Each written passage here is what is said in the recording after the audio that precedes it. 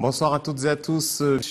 Pour ce débat spécial élection législative. Vous le savez, le président Macron a été élu le 7 mai dernier, Premier ministre et aura-t-il l'essence même de l'émission que nous allons avoir ce soir? Commencer le débat avec la première circonscription, Karen. Alors nous saurons donc le 18 juin si Emmanuel Macron et son gouvernement aura une majorité législative. En attendant, donc, les Guadeloupéens seront appelés à voter en vue d'élire leurs 4 députés. Ils étaient 8 en lice en 2012. Ils sont cette année une dizaine à briquer le siège jusqu'ici occupé par Éric Jalton qui, au bout de 2 mandats consécutifs, a fait donc le choix de ne pas se représenter. Alors les candidats ont jusqu'à la fin de la semaine pour déclarer leur candidature, mais beaucoup sont déjà partis en campagne et très tôt, notamment dans cette première circonscription qui, je vous le rappelle, couvre les Abîmes, Morne-à-l'Eau, Pointe-à-Pitre et Marie-Galante. Alors ce soir, nous accueillons dans cette première partie Georges Hermin, candidat socialiste, Nadège Bontout, candidat de la France Insoumise, Olivier Servat, connu un des vice-présidents du conseil régional et investi par En Marche, et Rosan Rosuel, candidat du PPDG et de la Frappe, et également Jessica Compère, UDI. Bonsoir. Voilà. Alors, vous allez devoir nous dire, Karen, les candidats vont devoir nous dire... donc vous avez donc 1 heure pour convaincre nos électeurs de voter pour vous. Vous aurez exactement le même temps de parole. D'ailleurs, votre ordre de passage a aussi été tiré au sort. Alors la première question qu'on va vous poser, alors c'est à vous que revient l'honneur de commencer, Georges Hermin.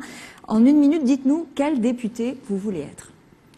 Je vous dirais que mon engagement politique m'a toujours permis de comprendre mes missions politiques. Conseiller municipal, je savais qu'il fallait que je m'occupe de ma section ainsi que de ma commune. Conseiller départemental de mon canton et particulièrement du département de la Guadeloupe. Conseiller régional de la politique, je dirais, économique de mon territoire. Aujourd'hui, député, c'est être la voix des sans-voix, donc en ce qui concerne les personnes, et être le relais des collectivités de la Guadeloupe. Voilà donc l'engagement que je prends vis-à-vis donc de la population de la Guadeloupe par rapport à ce rôle. Alors Nadège Bontout. Alors donc pour ma part, donc le mouvement que je représente, donc les Insoumis, donc m'a investi pour pouvoir porter les idées que nous défendons depuis plusieurs semaines déjà. Donc dans le cadre de la campagne présidentielle, on a présenté un programme et donc nous comptons bien participer au gouvernement pour pouvoir faire appliquer ce programme. Donc je représente un mouvement. Donc je n'ai pas d'ambition personnelle sur ces élections. Donc le mouvement que je représente défendra un programme pendant les élections législatives. Olivier Servat. Eh bien écoutez, je suis candidat pour honorer de nouveau cette première circonscription qui a été bafouée pendant 3 mandatures. On a le plus mauvais député de la nation dans cette première circonscription-là. Je veux être le député qui propose des propositions de loi utiles. Et l'une d'entre elles, c'est de pouvoir créer un groupe d'hommes à l'Assemblée nationale. J'ai expérimenté ça en étant président de l'Ordre des experts comptables, pour avoir siégé dans les instances nationales. Il est important d'être solidaire au-delà des partis. Il est important d'être domien pour pouvoir peser sur les décisions parce qu'aujourd'hui, le compte n'y est pas et la Guadeloupe et les dom-toms souffrent, que ce soit les personnes âgées, les personnes au chômage, les jeunes. Il est important de pouvoir proposer des choses utiles en étant solidaire. Alors Jessica Compère, quel député vous voulez être ? Alors, moi, je veux bien évidemment représenter les Guadeloupéens de la première circonscription et surtout la Guadeloupe.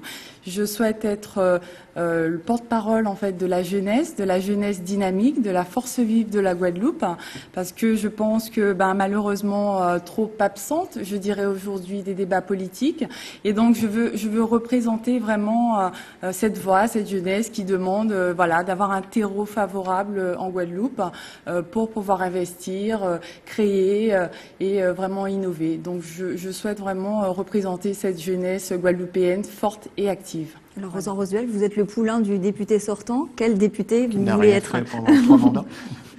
Je voudrais tout d'abord saluer les téléspectateurs et téléspectatrices de votre chaîne télévisée, vous dire que je suis content d'être à ce débat et que je souhaite prendre de la hauteur puisque nous sommes dans un débat législatif. Et moi, je laisse les petitesses, les bassesses à celles et ceux qui les profèrent.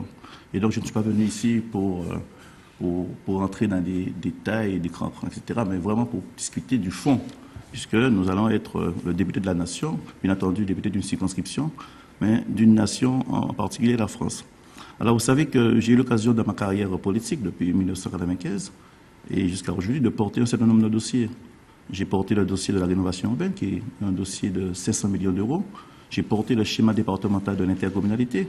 Si aujourd'hui on parle des communautés d'agglomération, excepté celle de Maïganat, c'est parce que j'étais et je suis encore le rapporteur général auprès du préfet qui porte ce dossier. Et donc, compte tenu de mon expérience, compte tenu des compétences que j'ai pu acquérir durant un certain nombre d'années, je pense pouvoir aller plus loin et donc porter. Vous êtes à plus d'une minute, là, vous êtes dans la continuité d'Éric Jalton? Je veux en tout cas être dans la continuité d'Éric Jalton. Je veux bien sûr bénéficier de son expérience, bénéficier de son expertise, mais faire en sorte que je sois un député engagé, déterminé pour porter les gros dossiers de la Guadeloupe. Très bien. Alors maintenant qu'on a entendu tout le monde, la profession de foi de chacun, nous allons entrer dans ce qu'on peut appeler quelques questions d'actu. Hein, Karine? Alors par exemple, vous, député, est-ce que vous voterez cette fameuse loi d'habilitation qui permettra au gouvernement de réformer, par exemple, le Code du travail dès cet été? Par ordonnance. Monsieur Herman. Non, je dirais une chose déjà dans un premier temps. Je suis candidat socialiste. Ça veut dire que nous, les socialistes, nous avions un projet préalablement. Aujourd'hui, c'est vrai que pour le deuxième tour des élections, nous avons demandé à faire barrage à Marine Le Pen et à voter, je dirais, Macron. Mais pour autant, nous serons très véatifs au niveau donc de cette Assemblée pour faire en sorte que, je dirais même, l'idéal même socialiste puisse continuer. Mais une question claire, est-ce que donc cette loi, vous la votez? La réforme du Code du travail qui a posé beaucoup de problèmes sous le gouvernement Non, ce que je dis, pour cette réforme-là, nous, les socialistes, aujourd'hui, nous disons qu'il faut la remanier parce que c'est vrai qu'elle est dangereuse pour les salariés français aujourd'hui puisque ça donne trop de pouvoir, je dis, au patronat.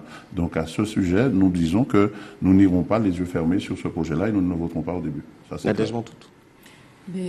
Donc, le mouvement que je représente s'oppose déjà à la manière dont M. Macron prévoit de légiférer, puisque apparemment ce sera par ordonnance, donc il n'y aura pas de consultation des partenaires sociaux, ce qui est choquant dans la mesure où on parle de démocratie, on parle de consultation des personnes qui sont censées être concernées par cette réforme donc du Code du travail.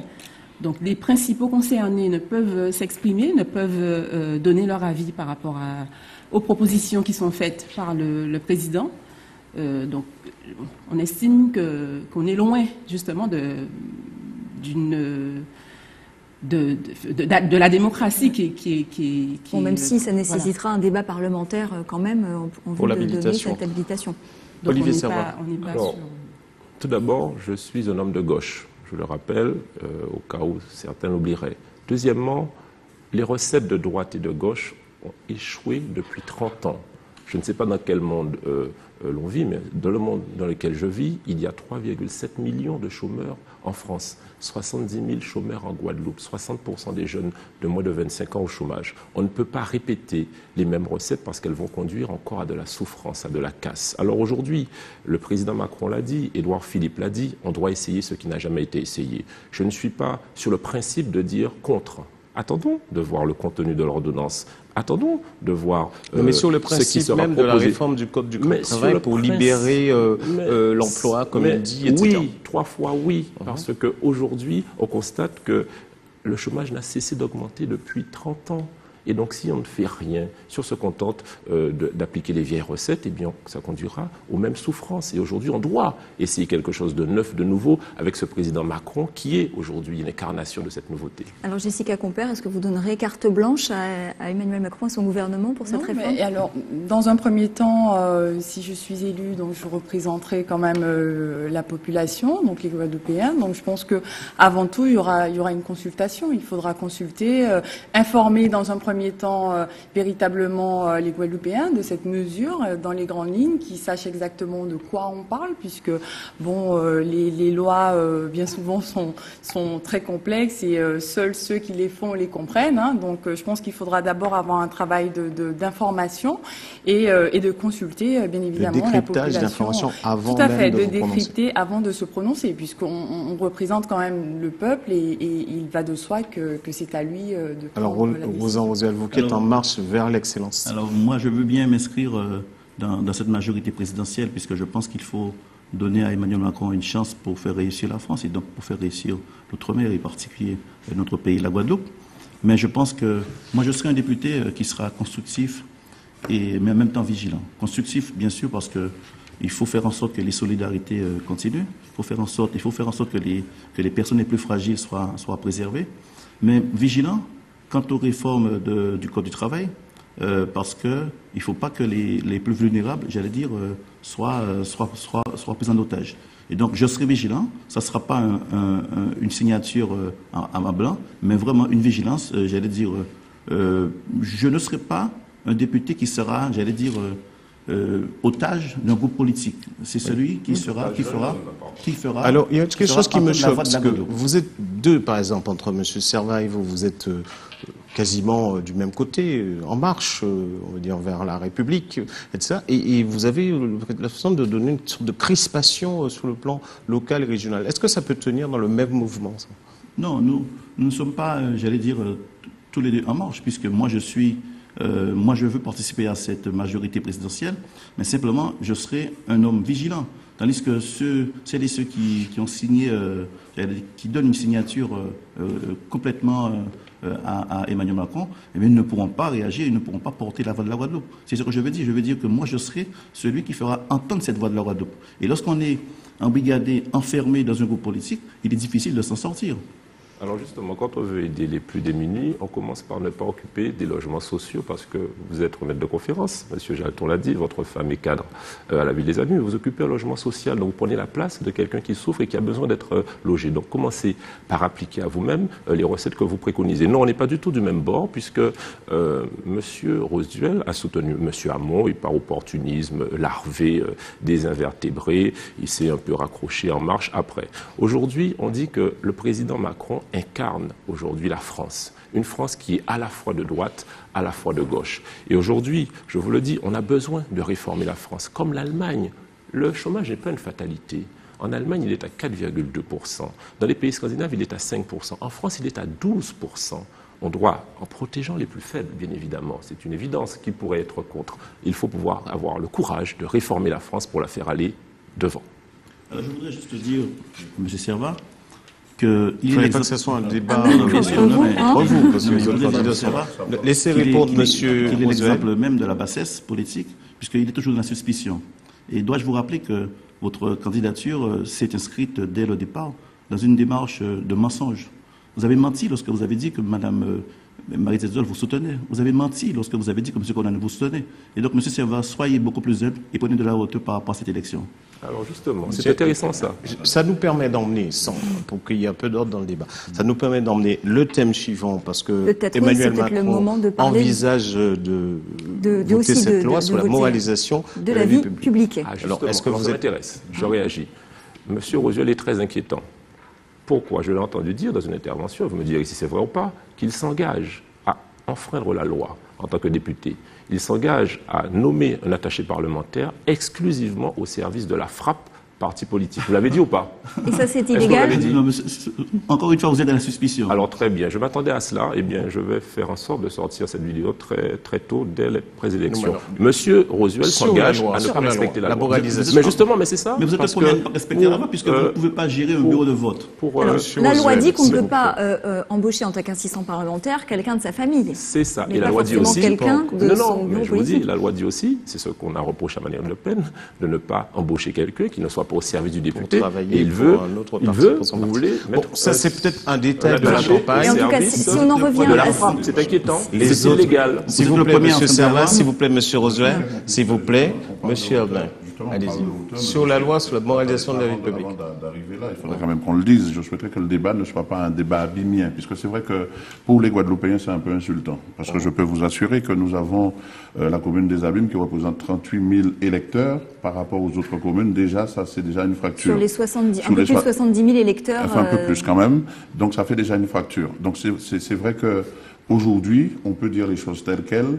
les villes comme la ville de Morne-à-l'Eau, comme Marie-Galante et Pointe-à-Pitre, eux aussi aspirent aussi à ce qu'il y ait un député dans leur circonscription, enfin dans cette circonscription qui soit, comment dirais-je encore, qu'ils aient un représentant qui soit député. Et jusqu'à ce jour, on se rend compte que c'est plus ou moins difficile puisqu'on joue le rôle de la dernière roue de la carrosse. Donc, dans ce débat-là, j'aurais souhaité quand même qu'on puisse élargir le champ et qu'on ne puisse sur pas... la loi, est-ce que vous serez d'accord éventuellement, Mais bien député, entendu. pour voter une loi sur la moralisation de la vie politique? Mais de toute façon, ça ne pourrait déranger aucun député ni aucun élu, puisque dès qu'il s'agit donc de moraliser la vie politique en Guadeloupe et en France métropolitaine. Nadège Moutout, est-ce que cette loi sur la moralisation de la vie publique va dans le bon sens selon vous? Bien sûr. Nous avons proposé justement dans notre programme une mesure en rapport avec la moralisation de la vie publique également.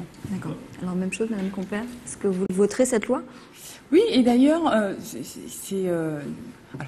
ça me fait penser alors à la moralisation de la vie politique. C'est vrai que moi je me rends compte, enfin je pense que beaucoup, c'est qu'il y a une véritable aujourd'hui défiance de la population, des Guadeloupéens vis-à-vis de la politique, et surtout là ces élections législatives en fait qui ne mobilisent pas en fait grand monde, beaucoup d'électeurs, parce que les Guadeloupéens, notre peuple a l'impression qu'on est là vraiment pour prendre des mandats et voilà, le député à la suite, on ne le voit plus, on l'entend plus. Et j'ai souvent eu ces remarques et j'ai envie de dire, oui, c'est légitime, c'est tout à fait légitime. Et si, je vais même plus loin, si je pouvais aujourd'hui, justement, pour redonner confiance à la population,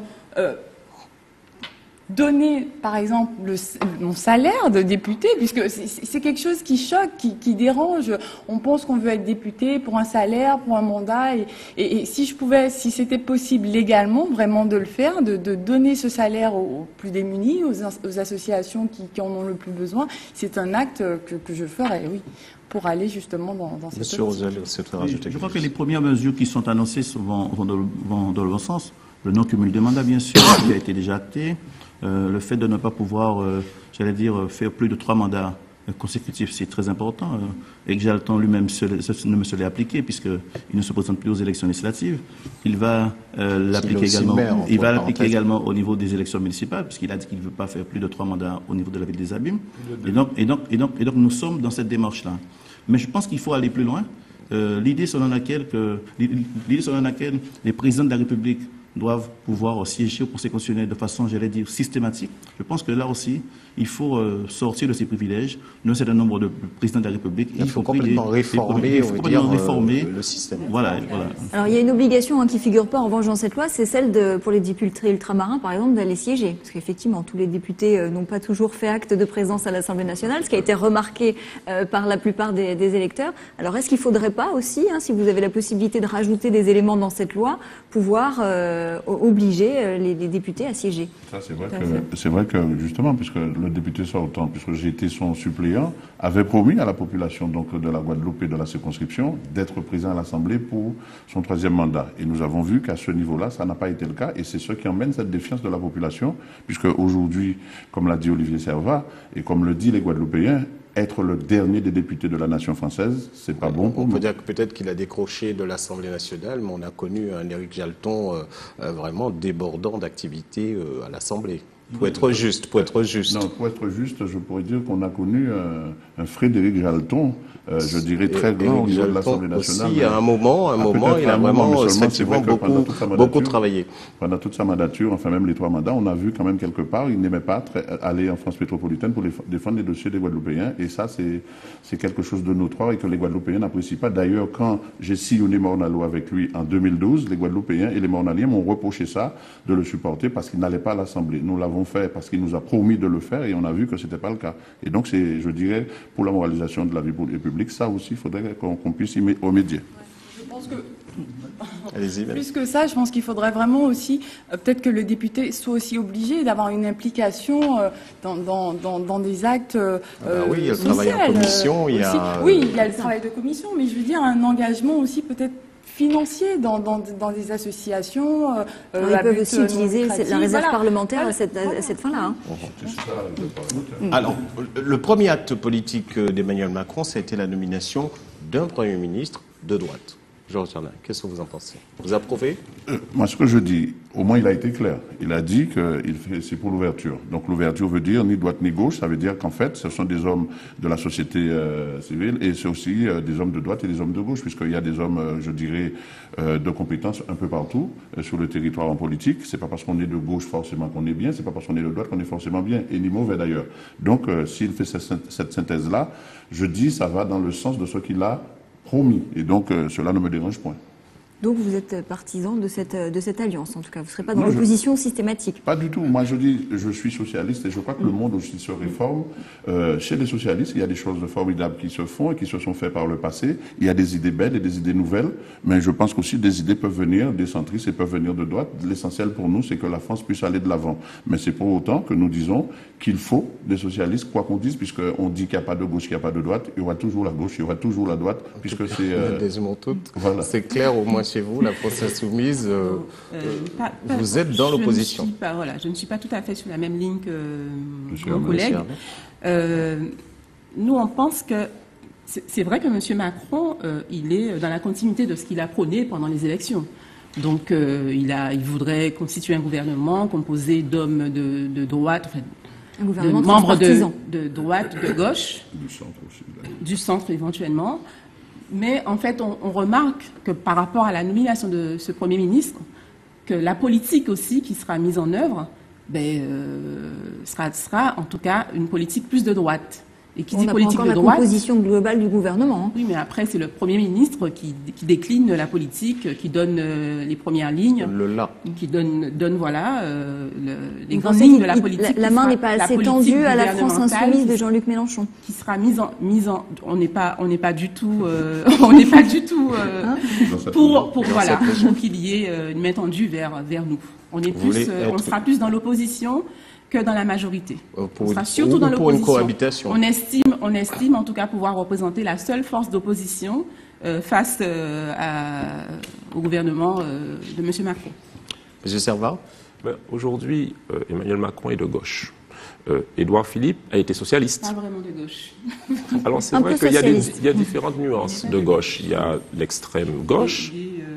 Et puis, il y a le centre-gauche, comme moi je me sens du centre-gauche. Et puis, il y a Édouard Philippe qui a été socialiste pendant quelques temps et maintenant qui est de droite. Très peu de temps, mais il l'a été. Ça veut dire qu'il a quand même une fibre. Aujourd'hui, très honnêtement, s'il y a 75% de la population qui n'a pas confiance en la politique, croyez-vous qu'on puisse répéter les mêmes schémas galvaudés et qui sont éculés aujourd'hui? Non, on doit essayer autre chose. Et aujourd'hui, on a deux hommes rafraîchissants. On a une population qui s'est prononcée très fortement pour un changement. Alors, osons le changement. Et comme à l'instar de l'équipe Chalus, l'équipe régionale qui a réussi en Guadeloupe, Emmanuel Macron s'en est inspiré. Aujourd'hui, il n'y a pas de bonnes idées à droite et de bonnes idées à gauche. Il y a des bonnes idées tout court. Eh bien, faisons confiance avec enthousiasme à ce gouvernement pour la jeunesse, pour les personnes âgées, pour les démunis, pour ceux qui veulent entreprendre en France. Et je suis sûr qu'on obtiendra des résultats concrets parce qu'Emmanuel Macron en veut. Alors Jessica Compère, est-ce que vous vous inscrivez dans cette nouvelle alliance politique au sommet de l'État? Alors, je m'inscris dans le projet de mon parti, déjà, l'UDI, le Centre. Nous avons beaucoup d'idées communes avec le mouvement aujourd'hui de M. Macron. Donc, je pense que oui, sur beaucoup d'idées, on se rejoint. On n'est pas dans l'opposition. Alors vous avez des idées communes avec le parti Les Républicains du Premier ministre, mais pour autant, en Guadeloupe, vous avez aussi fait le choix de présenter des candidats dans toutes les circonscriptions face aux candidats Les Républicains. Tout à fait. Nous avons des candidats dans les 4 circonscriptions et nous sommes ouverts en fait à des discussions avec les Républicains, mais aujourd'hui, en tout cas en local, en Guadeloupe, rien n'est décidé. Voilà. Donc nous avons des candidats. Monsieur Rosel. Non, mais je crois qu'il est encore tôt de se prononcer sur l'homme Édouard Philippe, le Premier ministre. Mais je crois que c'est à partir de demain où nous aurons la formation du gouvernement, nous aurons, je pense, quelques orientations qui seront affichées à travers les membres du gouvernement. Première chose. La deuxième chose, je pense qu'il faut laisser... vous savez que nous avons eu un second tour, Marine Le Pen, Emmanuel Macron. On connaît le score de Marine Le Pen en France, c'est près de 11 millions de personnes qui ont voté pour Marine Le Pen. Il y a un peu plus de 33 000 en Guadeloupe. Il faut entendre les souffrances, plus de 30 000 personnes qui ont voté pour Marine Le Pen en Guadeloupe. Il faut entendre les souffrances les messages qu'on a essayé de nous envoyer. Et je pense qu'aujourd'hui, il faut laisser une chance à Emmanuel Macron, il faut faire en sorte que ce gouvernement puisse réussir, parce que demain, si nous ne réussissons pas avec ce gouvernement, eh bien, c'est certainement Marine Le Pen que nous aurons dans quelques années. Et donc, je pense qu'il faut être, bien sûr, constructif, il faut être là pour faire avancer les réformes, en particulier au niveau des solidarités, mais en même temps, il faut rester vigilant, parce qu'il ne faut pas non plus s'enfermer dans un groupe qui nous prendra en otage. Est-ce que vous n'avez pas le sentiment que, au fait, les gens disent qu'il faut laisser Emmanuel Macron, il faut le laisser venir, mais il a quand même eu un programme au moment de l'élection présidentielle. Il y a rien qui dérange dans ce programme? Non, mais ce que je dis déjà dans un premier temps, il faut bien comprendre, c'est qu'au premier tour, Emmanuel Macron a eu que 24% des suffrages exprimés. Et des dernières élections présidentielles, c'est le président qui a eu le moins d'électeurs en sa faveur dans un premier tour. Et au deuxième tour, on a pu voir, on a fait barrage au Front National. Donc Emmanuel Macron a tout approuvé aujourd'hui. C'est vrai qu'il a de belles ambitions, c'est vrai qu'il a envie de faire, et c'est pour cela que nous, les socialistes, nous disons que nous allons l'accompagner dans ce débat-là et dans ce travail-là, mais pour autant que nous restons vigilants. Mais pour autant, tout est à faire. Et tout à l'heure, j'ai entendu mon collègue parler donc d'Harry Chalus. Je dis qu'Harry Chalus n'a pas remporté le combat par rapport à la misère et par rapport aux difficultés de notre territoire. Harry Chalus a remporté une victoire électorale, une belle victoire électorale. Maintenant, il faut la concrétiser à faire en sorte que les Guadeloupéens puissent aujourd'hui dire que les choses avancent et que des solutions sont trouvées par rapport à leurs problèmes. Et je crois que c'est surtout ça l'essentiel. Alors, votre question. C'était très simplement de savoir, dans le programme d'Emmanuel Macron, il n'y a rien. Pour l'instant, on dit qu'il faut le laisser venir, mais il a quand même présenté un programme à l'élection présidentielle. Faut-il que je dise que nous n'adhérons pas du tout à un programme de M. Macron, puisque, je l'ai dit, nous comptons représenter une force d'opposition. Donc ça veut dire qu'il y a beaucoup de choses qui nous dérangent dans le programme de M. Macron. Moi, je n'ai pas les éléments en tête, puisque je ne m'arrête pas sur... je ne consulte pas tous les jours les mesures. Je sais, je connais les grandes lignes du programme. On a parlé tout à l'heure du Code du travail. On sait que nous, en tout cas au niveau des insoumis, pas seulement au niveau des insoumis, au niveau des travailleurs, des syndicats, de tous les mouvements qui défendent les droits humains, j'ai envie de dire, nous craignons justement que le programme de M. Macron soit, déstabilise la société et les instances représentatives des personnels et de la société civile. D'accord. Alors justement, on va pouvoir maintenant écouter... en opposition avec ce type de mesures et de méthodes. Merci. Alors on va pouvoir maintenant écouter dans cette troisième partie de cette émission l'ensemble de vos propositions. Alors tous, vous allez pouvoir nous expliquer peut-être quels sont les différents projets de loi, qu'ils soient à portée locale ou à portée nationale, puisque un député a un mandat, est élu localement, mais pour un mandat national. Donc les uns et les autres, vous allez aussi précisément que possible nous dire quelle loi vous auriez envie de porter. Alors on va reprendre peut-être l'ordre de passage. Georges Hermin.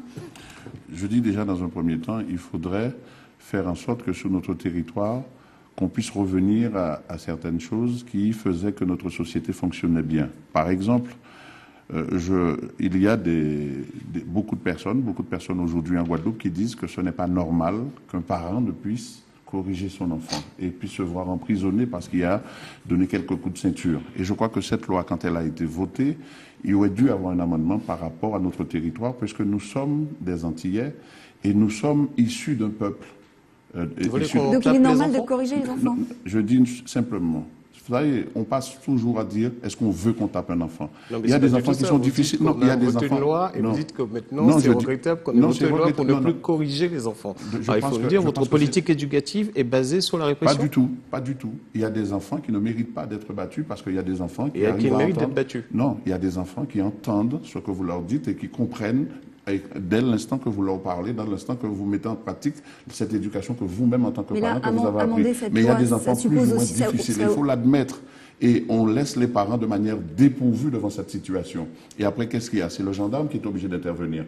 Et donc, quelle est la solution? Est-ce que c'est pas plus coûteux? Est-ce que c'est pas plus dangereux? Bien entendu, l'éducation joue un rôle primordial. La formation joue un rôle primordial. Et il y a trop de laxisme, en fait, grosso modo, c'est ce que vous voulez dire. Mais voilà, et ensuite, il faut dire les choses. Au niveau de l'école, aujourd'hui, il faut se dire que nous devons prioriser l'école, et c'est vrai que Macron le dit, faire en sorte que dans les zones difficiles qu'on ait des classes à 12 élèves, ça c'est une bonne chose, mais je dis qu'il faut rajouter à cela le fait que nos enfants puissent parler les langues très tôt, c'est-à-dire l'anglais et l'espagnol, parce que ça leur permettra d'acquérir une langue qui leur permettra demain de pouvoir accueillir les touristes qui vont arriver sur notre territoire, parce que le tourisme c'est un secteur qu'on n'a pas suffisamment développé et on a trop de chômage. Voilà. Sur ce point-là. Au regard, pour bien orienter l'action, au regard des caractéristiques de cette circonscription, ce qu'on veut savoir, c'est quels sont les lois et les textes que vous voulez porter, quelle est l'analyse que vous en faites et quels sont les enjeux que vous voulez mettre en avant pour cette première circonscription qui concerne énormément de gens. Pour cette première circonscription, je dis aujourd'hui, et je crois que c'est de toutes les circonscriptions, la vraie plaie de la Guadeloupe, c'est ce taux de chômage. Tout à l'heure, nous avons entendu le collègue dire, en France métropolitaine, c'est 12%. Nous savons qu'en Guadeloupe, c'est près de 35%. Donc, il faut qu'on arrive à faire en sorte que nous puissions faire reculer le chômage en Guadeloupe parce que c'est une vraie plaie. Et donc, il faut trouver les leviers nécessaires pour faire en sorte que nous ayons la possibilité économiquement de pouvoir faire reculer le chômage au niveau de la Guadeloupe. Alors donc, vous êtes un petit peu en avance en termes de temps de parole. En revanche, Olivier Serva, vous êtes un petit peu en retard, donc la parole est à vous. Quelle loi vous voudriez porter si vous étiez élu? En réalité, égard aux enjeux de... Bien sûr, on a bien compris la question. En réalité, il y a tout un corpus qu'il faut régler. Concernant l'insécurité, je parle de la Guadeloupe et des DOM. Concernant la fiscalité, que ce soit des ménages ou des entreprises. Concernant aussi la jeunesse, les personnes âgées, les entreprises. Alors, et vous savez comment régler cela? Je vais vous faire part, puisque je suis un petit peu en retard, de mon expérience de président de l'Ordre des experts comptables. Lorsqu'on est président de l'Ordre en Guadeloupe, on siège au niveau national. Et c'est de la politique au niveau national. Il y avait 2 partis. Et ceux-ci l'un était devant l'autre à 4 voix près.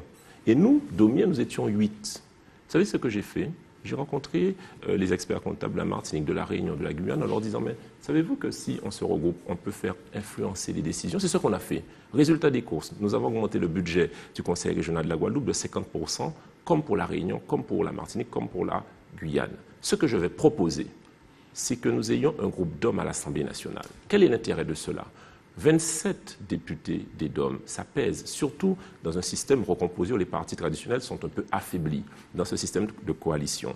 M. Macron et notre président vont le soutenir avec fidélité. Par contre, dès qu'il s'agira des DOM-TOM, il faudra qu'il nous parle dans les yeux et on va lui parler dans les yeux en lui disant que le compte n'y est pas. Le budget de l'outre-mer, c'est 2 milliards d'euros depuis 10 ans, ça ne suffit pas. Il faut donc que, quelle que soit la sensibilité, droite, gauche, insoumis, ou etc., si on est des DOM, on peut créer ce groupe d'hommes et on aura donc des moyens humains, parce qu'on a des bureaux, on a des secrétaires, on a aussi des temps de parole à l'Assemblée. On a surtout le pouvoir. Pour porter votre politique, il faut un groupe d'Obiens. Nécessairement, parce qu'aujourd'hui, on s'est fait diviser. Ils n'ont pas forcément les mêmes intérêts. Mais justement, l'intérêt commun, ce sont les DOM. Et à un moment donné, je consacrerai toute mon énergie à pouvoir convaincre. J'ai déjà commencé, puisque j'ai envoyé un courrier à l'ensemble des candidats sur l'ensemble des DOM-TOM, et ça commence à réagir, puisque beaucoup ont déjà signé la charte que je propose. Vous savez, la politique, c'est un rapport de force. Et à un moment donné, si nous sommes 27 groupés, on ne se fera pas diviser et on pourra faire passer toutes les lois pour lutter contre le chômage. On ne peut pas accepter aujourd'hui que nous soyons au niveau de développement de 70% quand la France hexagonale est à 100%. On ne peut pas accepter le manque de moyens. On ne peut pas accepter que les mesures de défiscalisation soient battues en brèche depuis des années par la droite ou par la gauche. À un moment donné, ma proposition forte, c'est de faire ce groupe d'hommes à l'Assemblée nationale, quelles que soient les sensibilités, défendre d'abord l'intérêt des DOM. Alors, vous savez, il y a tellement de souffrance dans ce pays que lorsque j'entends la proposition d'Olivier Serva, ça me fait sourire parce que créer un groupe outre-mer à l'Assemblée nationale, alors qu'il y a tellement de souffrance dans ce pays, je me dis, franchement, il faut être sérieux. Il faut être sérieux parce que cette jeunesse, elle nous attend des réponses claires et nettes. Moi, je pense, par exemple, à ces salles de classe qui sont bondées d'enfants.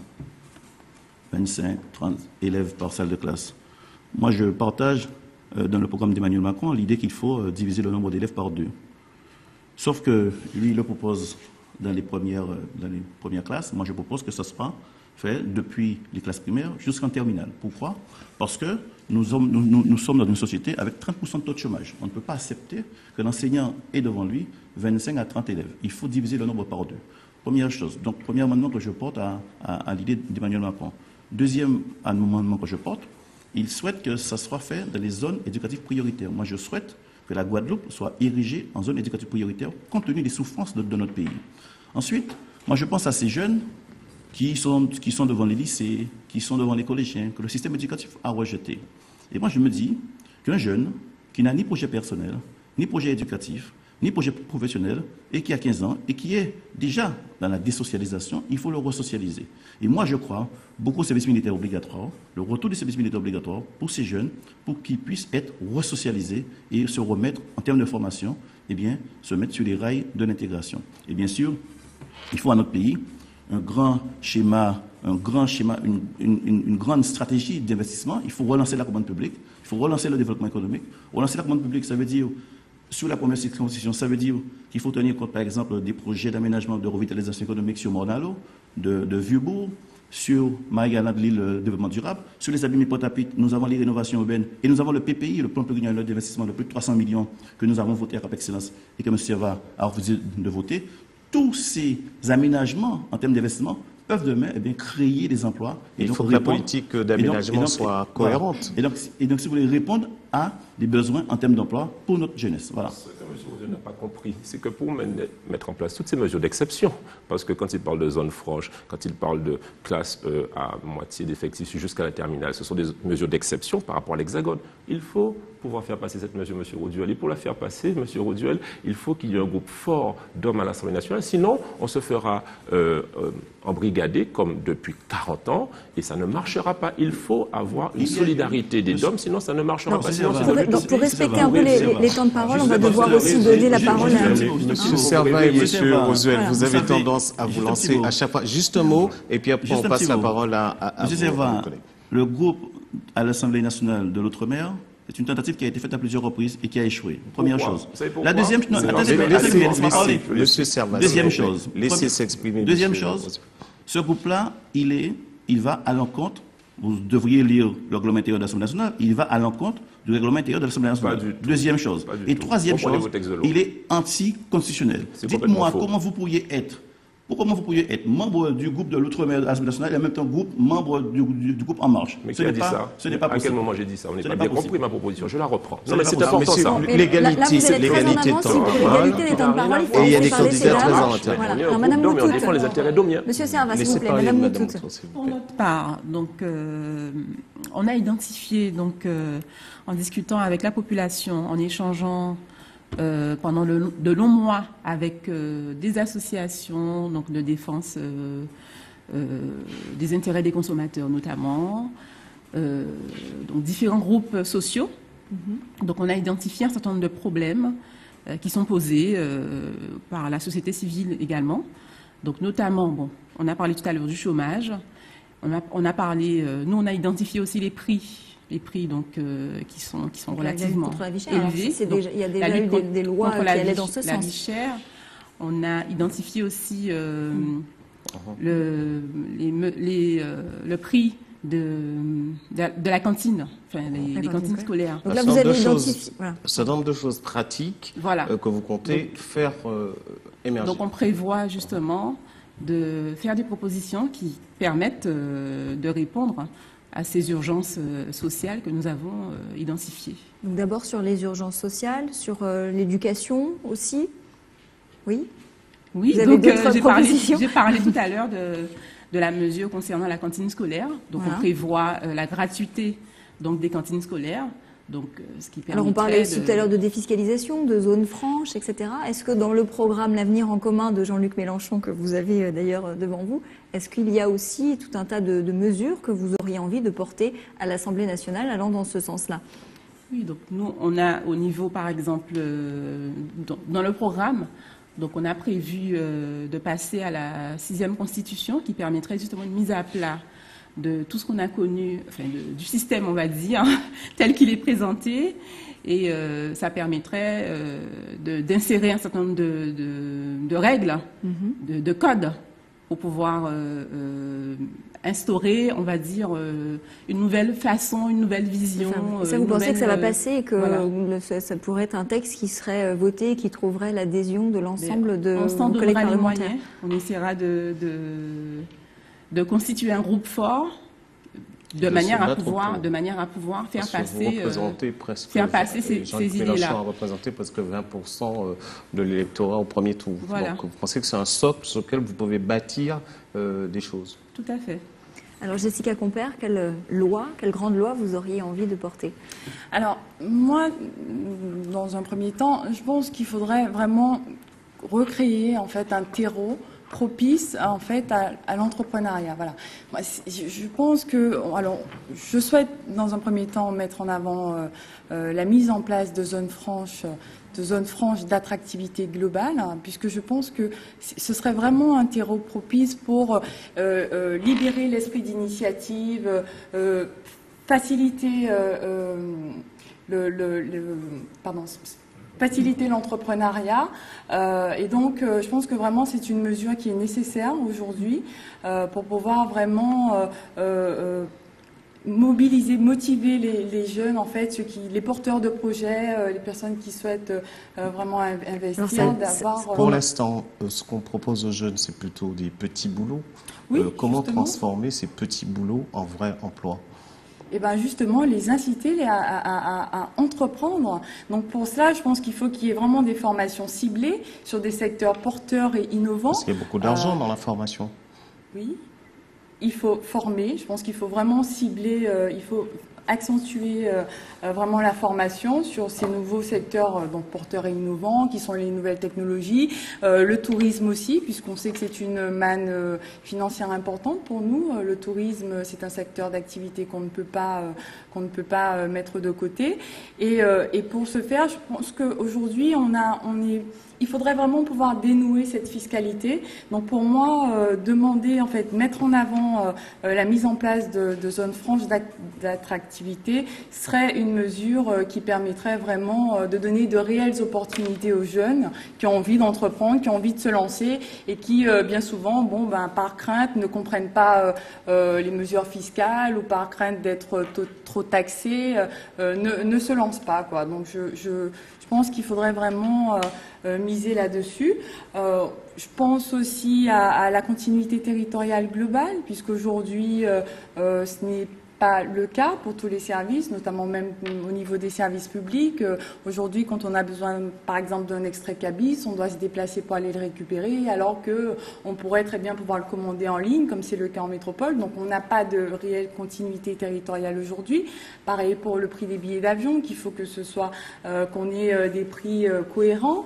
Les télécommunications, pareil. Donc, ça rentre dans la continuité territoriale globale. Au niveau, donc j'ai parlé tout à l'heure de la formation, donc oui, on souhaite mettre en avant la formation. Et au niveau de l'emploi, on parlera peut-être de discrimination positive, parce que on pense qu'à compétences égales, c'est important de mettre en avant la population locale, les Guadeloupéens, les jeunes, la force vive, de pouvoir vraiment les prioriser dans certaines offres d'emploi avant justement de chercher des compétences à compétences égales à l'extérieur. Alors, il y a quelque chose que je n'ai pas entendu dans le débat, c'est que vous faites beaucoup de propositions, mais on est dans un contexte de difficulté économique où les dotations de l'État diminuent, pour ne pas dire l'État se retire petit à petit. Comment on réalise toutes ces promesses? Comment on fait? Vous avez entendu déjà dans un premier temps, l'équipe Macron a dit, donc c'est aujourd'hui diminuer comment je pourrais dire, le terme exact, de plus de 120 000 emplois les postes de fonctionnaires. Et donc, je pense que ça, c'est pas encore une solution, parce que les fonctionnaires, c'est qui? Ce sont des salariés, ce sont des hommes et des femmes qui travaillent dans tous les secteurs. Donc, avoir ça comme seule politique et aussi en même temps, je dis aussi, quand j'ai vu comme réforme aussi, parce que tout à l'heure on en a parlé, mais j'ai oublié de dire ça, sortir l'ISF, c'est-à-dire l'impôt sur la fortune déjà, et en même temps, faire en sorte qu'il y ait cette politique qui permettra au patronat, en fait, de pouvoir licencier comme il voudrait, enfin, même en disant plus ou moins qu'on va passer en force avec les ordonnances. Je crois que cette solution-là, même si on dit que ce sont des solutions nouvelles, mériterait qu'il y ait des explications derrière, et mériterait aussi qu'il y ait aussi des députés qui puissent contrer certaines des formulations de ces... Alors, pour vous, Nadège Montoute, à la France Insoumise, on ne touche pas au Code du travail. On ne dérégularise pas. Bien sûr. Donc, bon, vous parlez du Code du travail. Donc Non, mais c'est une mesure qui disait, là, quand on licencie les fonctionnaires, on diminue pour diminuer les charges. Vous pensez que c'est l'austérité et qu'il ne faut pas choisir cette politique? Donc, nous dénonçons. On dénonce la méthode déjà qui est utilisée par monsieur, que prévoit d'utiliser M. Macron pour pouvoir réformer.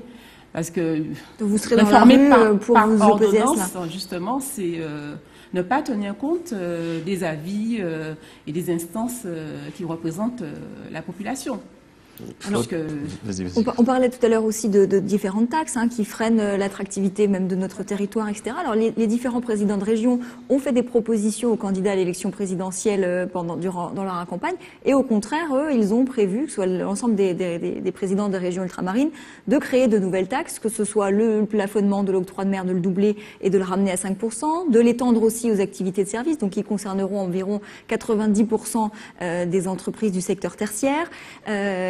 Il prévoit également de créer une part régionale sur la taxe de séjour. Alors, est-ce que tout cela peut aller dans le sens... Alors, ça peut lever de nouvelles fiscalités, mais est-ce que ça ne va pas dans le sens de réduire l'attractivité du territoire? Tout à fait. Tout à fait. Donc, Trop de taxes. Le pouvoir d'achat C'est vous de la qui êtes population. l'accusé, là, parce que pour l'instant, vous faites partie de la majorité régionale. Alors justement, c'est très intéressant ça. Vous savez, quand je serai député, il ne s'agit pas, comme j'ai entendu M. Rosel dire, il va taper du poing sur la table quand il ne sera pas content. Mais s'il tape du poing sur la table, il se fera mal à la main. M. Rosel n'est pas votre Mais en réalité, adversaire. laissez-moi choisir mes cibles. Alors, je vous disais donc que lorsqu'il s'agira d'être à la députation, il faut faire preuve de pouvoir de conviction. Il faut faire preuve de lobbying. Et si on n'est pas dans un groupe d'hommes qui défend les intérêts des hommes pour mettre en place des mesures d'exception que je partage, eh bien, on n'y arrivera jamais. Mais et aujourd'hui, je vous le dis... Demain, vous ferez du lobbying en faveur du doublement de l'octroi de mer? Vous savez, les présidents de région, ils ne sont pas déconnectés de la réalité domienne. S'ils ont envisagé cela, ça n'est pas du tout acté, c'est qu'ils sont responsables. Ils disent que c'est une coproduction pour pouvoir faire sortir les DOM du développement économique. Il s'agit de pouvoir dire qu'est-ce qu'on propose et de demander à l'Hexagone ce qu'ils peuvent nous apporter. Donc aujourd'hui, c'est une coproduction. On ne peut pas tout attendre de l'Hexagone. Il faut aussi pouvoir se prendre en main. Et c'est ce que nous demande le président Macron, tout en nous disant qu'il est prêt à nous accompagner. Je veux dire, sur les territoires des abîmes, il faut que sur la rénovation urbaine, qui est une coproduction avec l'Europe et avec la région, il faut qu'on aille plus loin parce qu'aujourd'hui, Vieux-Bourg, et le bourg, eh bien, c'est pour l'instant à horizon 7-8 ans. Rien ne va se passer. Pour Morne-à-l'Eau aujourd'hui, qui est un territoire extraordinaire, les portes de la Grande Terre, si on ne fait rien, Vieux-Bourg ne sera pas bien exploité et le bourg Grippon va se mourir. Quant à Pointe-à-Pitre, figurez-vous que si on ne fait rien, dans 30 ans, 15% du territoire pointois, qui est déjà tout petit, 0,5 km², sera sous les eaux à cause du réchauffement climatique. Et quant à Marie-Galante, j'ai défendu avec énergie le DVD pour faire de Marie-Galante une île propre. Donc aujourd'hui, il y a des vraies problématiques et si d'aventure, on se laisse distraire par des camps, droite, gauche, et qu'on ne se regroupe entre Daubiens, eh bien, on n'aura pas gain de cause. Nous allons, Monsieur Rosel, vous voulez répondre, j'imagine. Non, mais pour être un peu plus sérieux, non, je crois que le déplacement d'Emmanuel Macron en Allemagne est très révélateur de la démarche qu'il veut avoir vis-à-vis de l'Europe. Et je crois que l'une des difficultés de la France, ce sont les contraintes budgétaires de l'Europe. Et là, je pense que l'Europe doit devenir beaucoup plus solidaire, beaucoup plus sociale, beaucoup plus proche des gens. Et ça permettrait à ce que les financements européens soient davantage débloqués sur des projets que je vais citer, sur Morne-à-l'Eau, sur Marie-Galante, sur les Abîmes et Pointe-à-Pitre, pour que nous puissions, j'allais dire, relancer la commande publique, donc relancer le développement économique. Vous avez parlé tout à l'heure des petits emplois qu'on donne aux jeunes. Oui, mais vous savez que dans la commande publique, il y a la clause sociale que nous avons installée au niveau de la rénovation urbaine des Abîmes de Pointe-à-Pitre. Il y a la clause sociale qui oblige les entreprises à consacrer une partie des heures aux jeunes qui sont dans les quartiers. Et donc, nous faisons en sorte que ces jeunes-là soient intégrés et qu'ils aient une chance de s'intégrer sur le marché du travail. Et donc, nous sommes déjà au travail, C'est pour cette raison que moi, je veux être ce député qui sera là pour faire entendre la voix de la Guadeloupe. Et moi, je l'ai dit. Oui, je taperai sur la table parce que pendant trop longtemps, nous avons pris du retard. Pendant trop longtemps, nous avons été divisés. Et moi, je veux taper sur la table, quitte à ce que je me fasse mal au droit, mais je taperai sur la table pour que la Guadeloupe soit entendue. Pas celle-là, pas Oui, tout à celle-là, fait. Pour que la Guadeloupe soit entendue et respectée au niveau de la France métropolitaine. Alors Jessica Compère, vous aussi, vous sentez l'étoffe d'un député prête à taper du poing sur la table pour vous faire entendre et celle de la voix de la Guadeloupe? Je pense pouvoir faire preuve de conviction. Alors je ne sais pas si je taperai forcément du poing sur la table, mais voilà, je pense pouvoir convaincre. Maintenant, j'insiste vraiment sur ce point qui est la fiscalité, parce que je pense vraiment qu'il faut qu'on fasse confiance en fait aux jeunes, à nos jeunes, à notre force vive guadeloupéenne qui ne demande vraiment qu'à ça, à entreprendre. Et il faut qu'on ait une fiscalité beaucoup plus simple en Guadeloupe. Nous ne sommes pas en métropole et nous ne sommes pas pour autant des Français de seconde zone. Donc il faut qu'on prenne vraiment en compte cette réalité géographique, territoriale. On est une île, la Guadeloupe. On ne peut pas constamment matraquer les entrepreneurs, les chefs d'entreprise avec des taxes qui ne cessent d'augmenter, qui se multiplient. Je pense vraiment qu'il faut mettre à plat, il faut justement se lancer et essayer justement en généralisant ces zones franches d'attractivité qui aujourd'hui existent mais dans des quartiers sensibles, qui sont des zones urbaines sensibles. Et je pense que ça devrait vraiment être généralisé, notamment Marie-Galante, une île qui en plus est doublement la double insularité. Voilà, qui a la double insularité. Et ça devrait être une île complètement franche, voilà, avec la possibilité... ZFU 3 à Marie-Galante. Zone franche globale de niveau 3 à Marie-Galante, et ça n'a pas permis le développement de Marie-Galante. Il y a une chose Monsieur Horner, faisons un point. Monsieur Horner, votre temps de parole est largement dépassé. Monsieur Servat aussi. Monsieur Ivar, et nous allons permettre à Madame Montaut de s'exprimer, et après nous passerons à la conclusion de chacun. Donc, s'agissant de la zone franche dont vous parliez, il est vrai qu'il faut protéger. Elles n'ont pas les. Donc, il faut peut-être revoir la manière dont c'est pensé, en fait. Alors, c'est le moment de passer peut-être à la conclusion de chacun. On va peut-être reprendre l'ordre de passage pour une équité parfaite entre vous tous. Alors, en conclusion, Georges Hermin, demain, à l'Assemblée nationale, qu'est-ce que vous porterez prioritairement? Déjà en faisant le résumé, c'est dire que à chaque élection législative, je finis par constater, en étant le député suppléant dans la première circonscription, on parle toujours de Morne-à-l'Eau, on parle de Pointe-à-Pitre, on parle de Marie-Galante, et puis à l'arrivée, on se rend compte que ces secteurs-là, ces communes-là sont toujours délaissées et n'ont pas l'accompagnement, je dis, du député comme il se devrait. On sait très bien qu'on est la quantité, comme je l'ai dit tout à l'heure préalablement, on est la quantité négligeable, on a besoin de nos électeurs, et il faut citer Morne-à-l'Eau dans le discours pour faire bien, il faut citer Pointe-à-Pitre, je dirais Marie-Galante. Aujourd'hui, je dis que la circonscription a besoin d'un député venant de ces communes-là pour justement défendre les sans-voix, ceux-là qui souffrent et qui sont réellement en difficulté, parce que nous savons qu'au niveau de l'Assemblée nationale, on ne fait que porter des lois et aussi amender des lois et porter la souffrance au travers des différentes lois de sa population pour faire en sorte qu'on puisse trouver des solutions et à faire avancer les choses. C'est vrai, c'est bien d'être dans un groupe des Outre-mer, dans un groupe des DOM, ça c'est quelque chose qui ne me dérange point, parce que je pense que plus on est unis, plus on est fort. Mais pour autant, il faudrait être sur le terrain, donc le terrain Guadeloupe, être en capacité de relayer les difficultés de la Guadeloupe. Et quand on parle de l'octroi de mer, je le dis, l'octroi de mer à vouloir l'augmenter, donc ça veut dire forcément faire en sorte que nous puissions... Mon dernier mot, c'est que je serai le député de la circonscription, mais le député qui va défendre réellement les sans-voix de la circonscription, comme je l'ai toujours fait dans mes différents postes. Madame Montaut. Alors, donc, pour ma part, comme je l'ai dit au départ, donc je fais partie d'un groupe qui propose un programme. Donc, ce programme, on le défendra donc avec notre groupe à l'Assemblée. Et bien évidemment, on prendra en considération, c'est un travail qui a été fait en amont, on prendra en considération les doléances de la population locale, de la première circonscription notamment, et qui remonteront au niveau de notre groupe, et nous défendrons les dossiers, les projets, les idées qui seront proposés par la population. Ce sera la concertation. Par la population de cette circonscription, mais au niveau de notre groupe des Insoumis, donc qui représentera un mouvement fort pour pouvoir faire passer donc vous inscrivez vraiment dans une ligne de parti. Voilà, dans une ligne de groupe, de mouvement. On n'est pas un parti politique, je le précise, on est un mouvement Donc on compte justement faire passer des projets par notre mouvement qui compte bien représenter une force d'abord d'opposition, de contrôle du gouvernement, donc des mesures qui seront mises en place et qui n'iront pas dans l'intérêt de la population ni dans l'intérêt général, j'ai envie de dire. Et voilà, nous comptons représenter une force d'opposition et de contrôle du gouvernement Macron. Très bien. Alors, Olivier Servat? Oui, moi député, je serai le député du travail.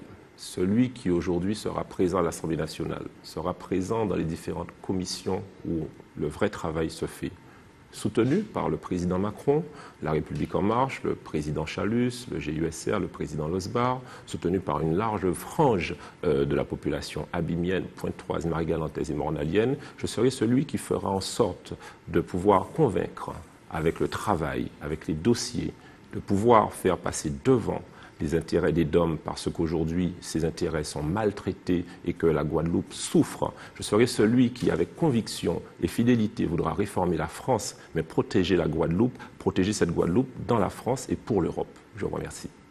Jessica Compère, mot de la fin? Alors, je serai la députée des Guadeloupéens de ma première circonscription.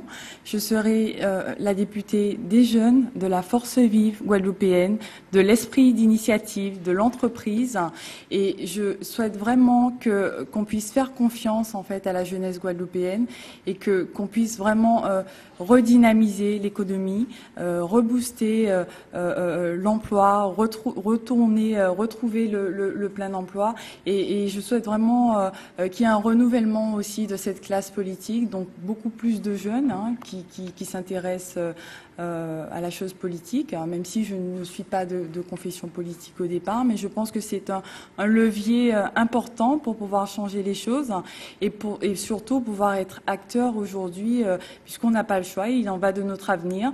Et donc voilà, j'appelle les Guadeloupéens, les Guadeloupéens de la première circonscription à me suivre sur ma page Facebook, voilà, pour le programme et le planning des conférences. Voilà. Roswell. Je voudrais vous dire et m'adresser à mes compatriotes de Marie-Galante, de Pointe-à-Pitre, des Abîmes et de Monalo. Moi, je veux être le député de tous les Mornaliens, de tous les Pointois, de tous les Abimiens, de tous les Marie-Galantais, sans exception. Je veux être le député qui sera présent, déterminé et engagé dans l'action. Engagé dans l'action, vous avez les résultats de mes actions déjà. Engagé parce que cette circonscription a besoin d'aller vers l'excellence. Nous avons besoin d'être accompagnés, de tendre la main à celles et ceux qui souffrent, à nos aînés, à nos jeunes. Je ne serai pas le député qui viendra dans 2 ans vous dire que je vais être maire des Abîmes. Non, je ne serai pas un député pour 3 ans, je serai un député pour une mandature. Et je vais me consacrer, je le dis solennellement à la population, je vais me consacrer de façon quasi exclusivement à ce mandat de parlementaire. Et je ne briguerai en aucun cas un mandat de maire. Je veux être le député de la circonscription pour faire avancer la Guadeloupe. Voilà, merci d'avoir suivi ce premier débat sur la TV, la première partie de ce débat de la première circonscription et dans un instant, le deuxième groupe de candidats à ces élections législatives dans la première circonscription, Karen. Alors, nous attendons donc pour vous remplacer sur ce plateau, messieurs et mesdames, Emmanuel Robéry, qui est le candidat du Parti de l'Union populaire républicaine, donc le candidat de François Asselineau, Daniel Deacok, qui défend les couleurs du combat ouvrier, Alix Huyghe-Beaufond, la candidate Les Républicains, Henri Angol, le candidat sans étiquette et président de l'association Comprendre pour agir. Et puis, on s'attendait aussi à recevoir Harry Durimel du Rassemblement écologiste Les Verts. À tout à l'heure pour la suite du débat pour les législatives dans la première circonscription sur ATV Guadeloupe.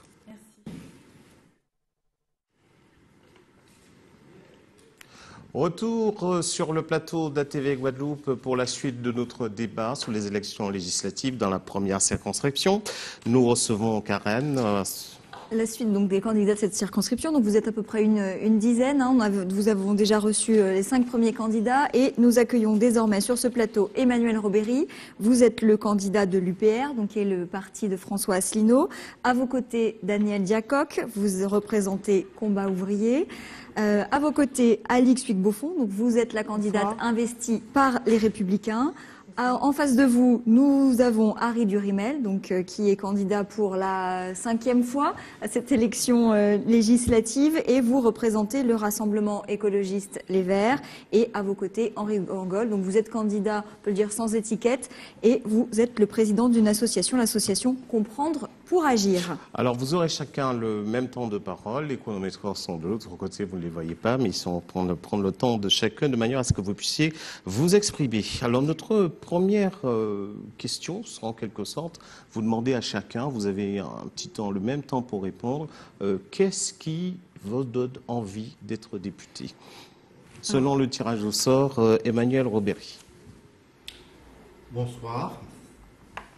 Alors, ce qui m'a poussé à me présenter donc à la députation, c'est un engagement réel à vouloir servir la population, et ce depuis mon plus jeune âge. J'ai pris beaucoup de temps avant que de m'engager en politique. J'ai d'abord voulu, à travers différentes associations, essayer d'apporter mon soutien à une population. Mais ce que j'ai découvert au sein de toutes ces associations, philosophiques à philanthropiques, etc., c'est en fin de compte toujours la même chose, à savoir des services rendus aux uns, aux autres, et la population, en fin de compte, ne récolte que très peu de fruits. Et donc, je me suis dit, en fin de compte, que si véritablement on veut participer à améliorer le sort de la population, il fallait finalement accepter de se mettre sur les devants de la scène et d'entrer dans le combat. Alors, vous avez déjà dépassé votre minute. Alors, Daniel Diacoq, c'est la 4e fois que vous vous présentez à cette élection législative. Pourquoi vous avez encore envie de retourner au combat? Je ne sais pas comment vous comptez, mais enfin bon, je ne me souviens pas. 2002, 2007, 2012 Non, c'est pas grave. Donc, de toute façon, bon, moi, je suis toujours fidèle au même combat. Hein. Moi, j'estime que je suis présente pour faire entendre le camp des travailleurs, pour faire entendre les exigences des travailleurs. Et je crois que dans cette élection, l'organisation que je représente, Combat ouvrier, nous sommes donc les seuls à nous dire que nous sommes contre le système capitaliste, à vouloir le remettre en cause. Et donc nous disons que nous sommes dans ces élections pour dire qu'il faut se battre, qu'il faudra se battre pour qu'il y ait un salaire minimum de 1 800 € net pour les salaires et les pensions. Et bien sûr, pour ceux qui perçoivent plus de 1 800 €, une augmentation de leur salaire de 300 €.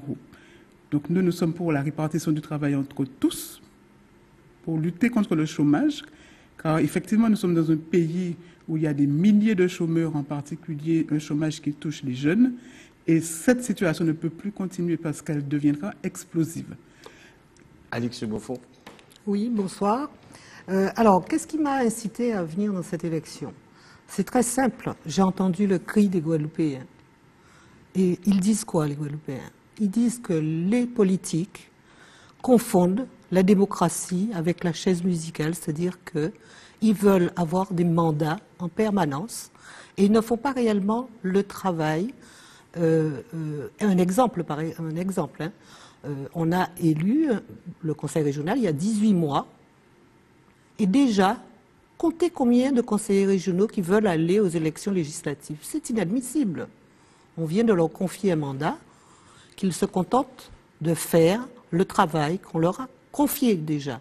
Et voilà pourquoi que je vais à cette élection. Parce que j'ai entendu le cri des Guadeloupéens et ils disent qu'ils en ont marre des politiques et de leurs pratiques. Ils n'ont qu'un objectif, multiplier les mandats, mais ils ne font pas le travail dans lequel la population leur a donné leur confiance, en fait. Et voilà pourquoi je me présente à cette élection. Ariel Durimel, la parole est à vous. Eh bien, moi, vous avez dit que c'était la 5e fois. Je suis engagé en politique depuis 25 ans. Et les élections législatives, effectivement, j'ai tenté à plusieurs reprises et avec toujours une idée fixe. Je n'ai pas varié dans mes convictions. J'ai une idée fixe. Je suis convaincu que l'écologie est bonne pour la Guadeloupe puisque nos richesses sont nos ressources naturelles.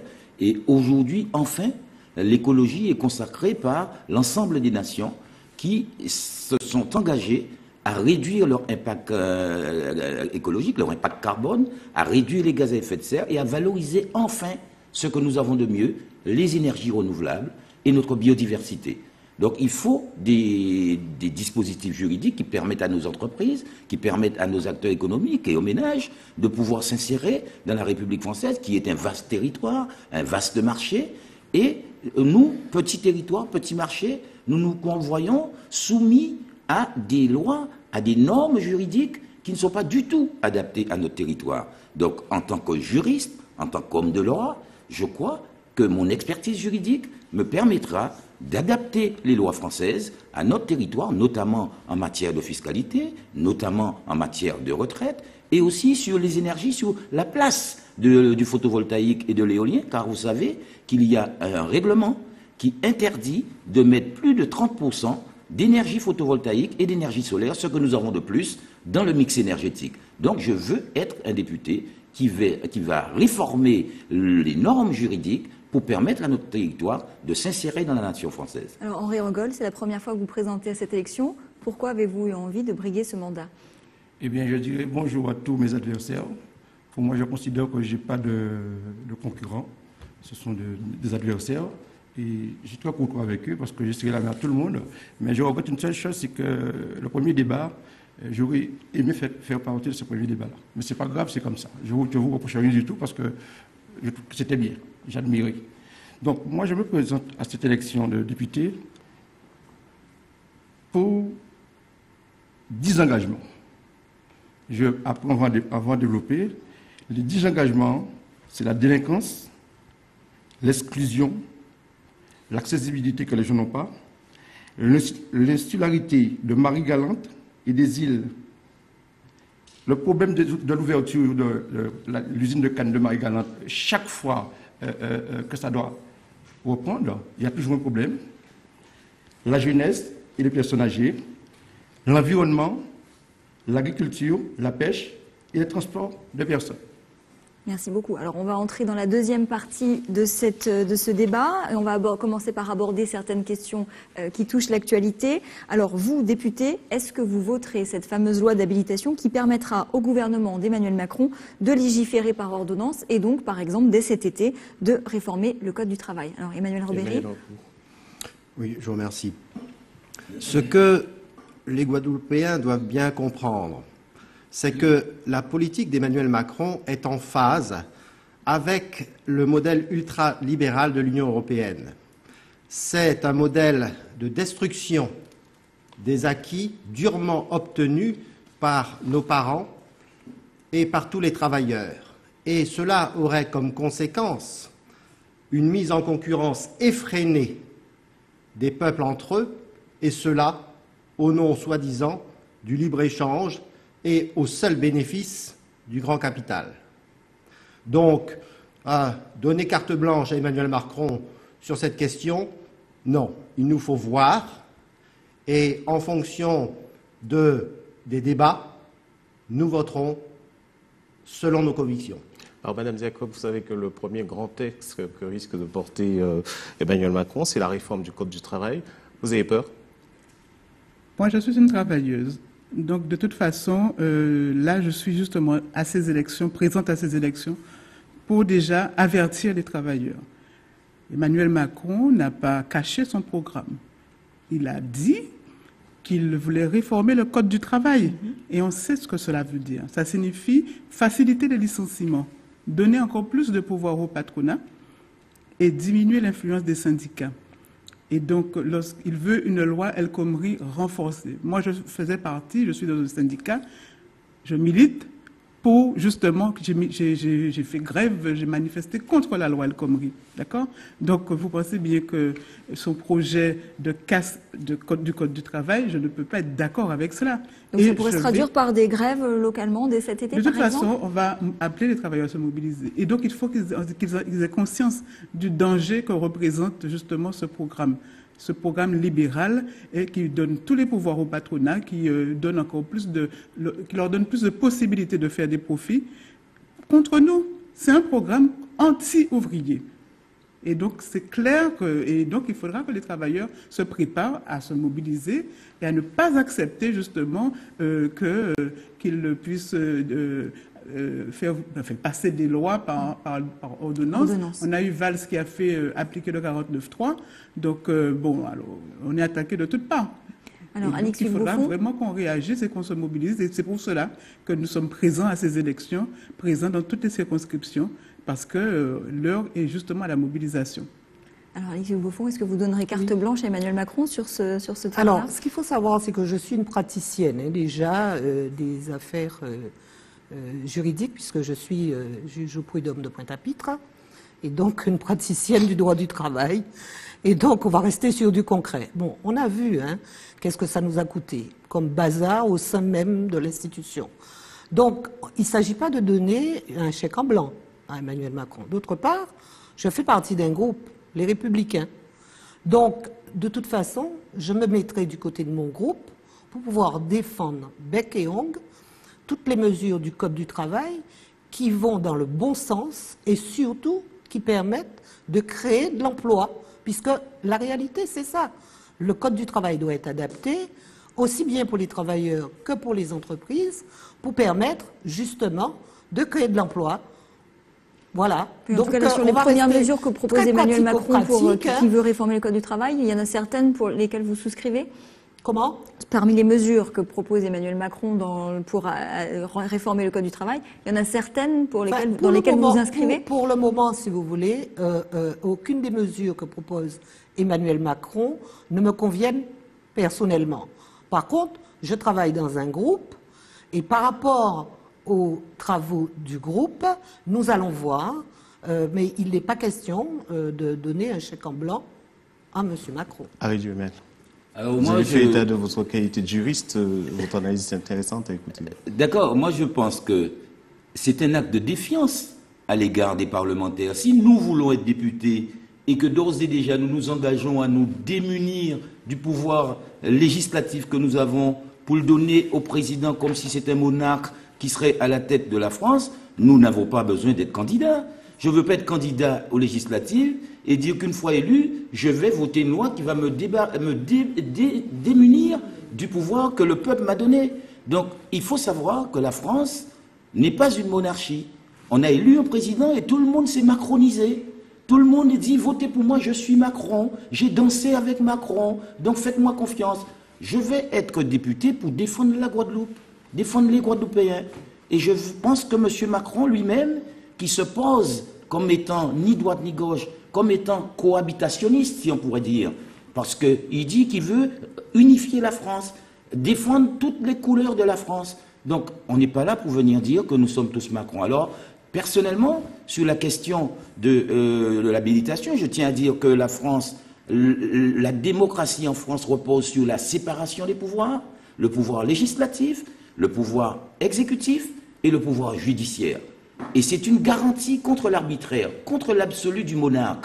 On ne peut se départir. Il a quand même bien dit qu'il manquait un roi à la France. Eh bien justement, nous n'allons pas demander d'être députés pour aller faire un roi et nous faire des courtisans. Nous sommes là pour défendre le peuple. Et dans le peuple, il y a les entreprises, il y a aussi les travailleurs. Donc, dire qu'il faut donner le pouvoir au président, ça veut dire que nous ne pourrons pas nous-mêmes réformer le Code du travail. Le Code du travail, c'est une construction séculaire, une construction paritaire. Ce ne sont pas les travailleurs qui ont imposé le Code du travail. Donc il faut le réformer ou pas, ce Code du travail? Mais le Code du travail a été sans cesse réformé par la lutte des travailleurs et l'équilibre entre les intérêts.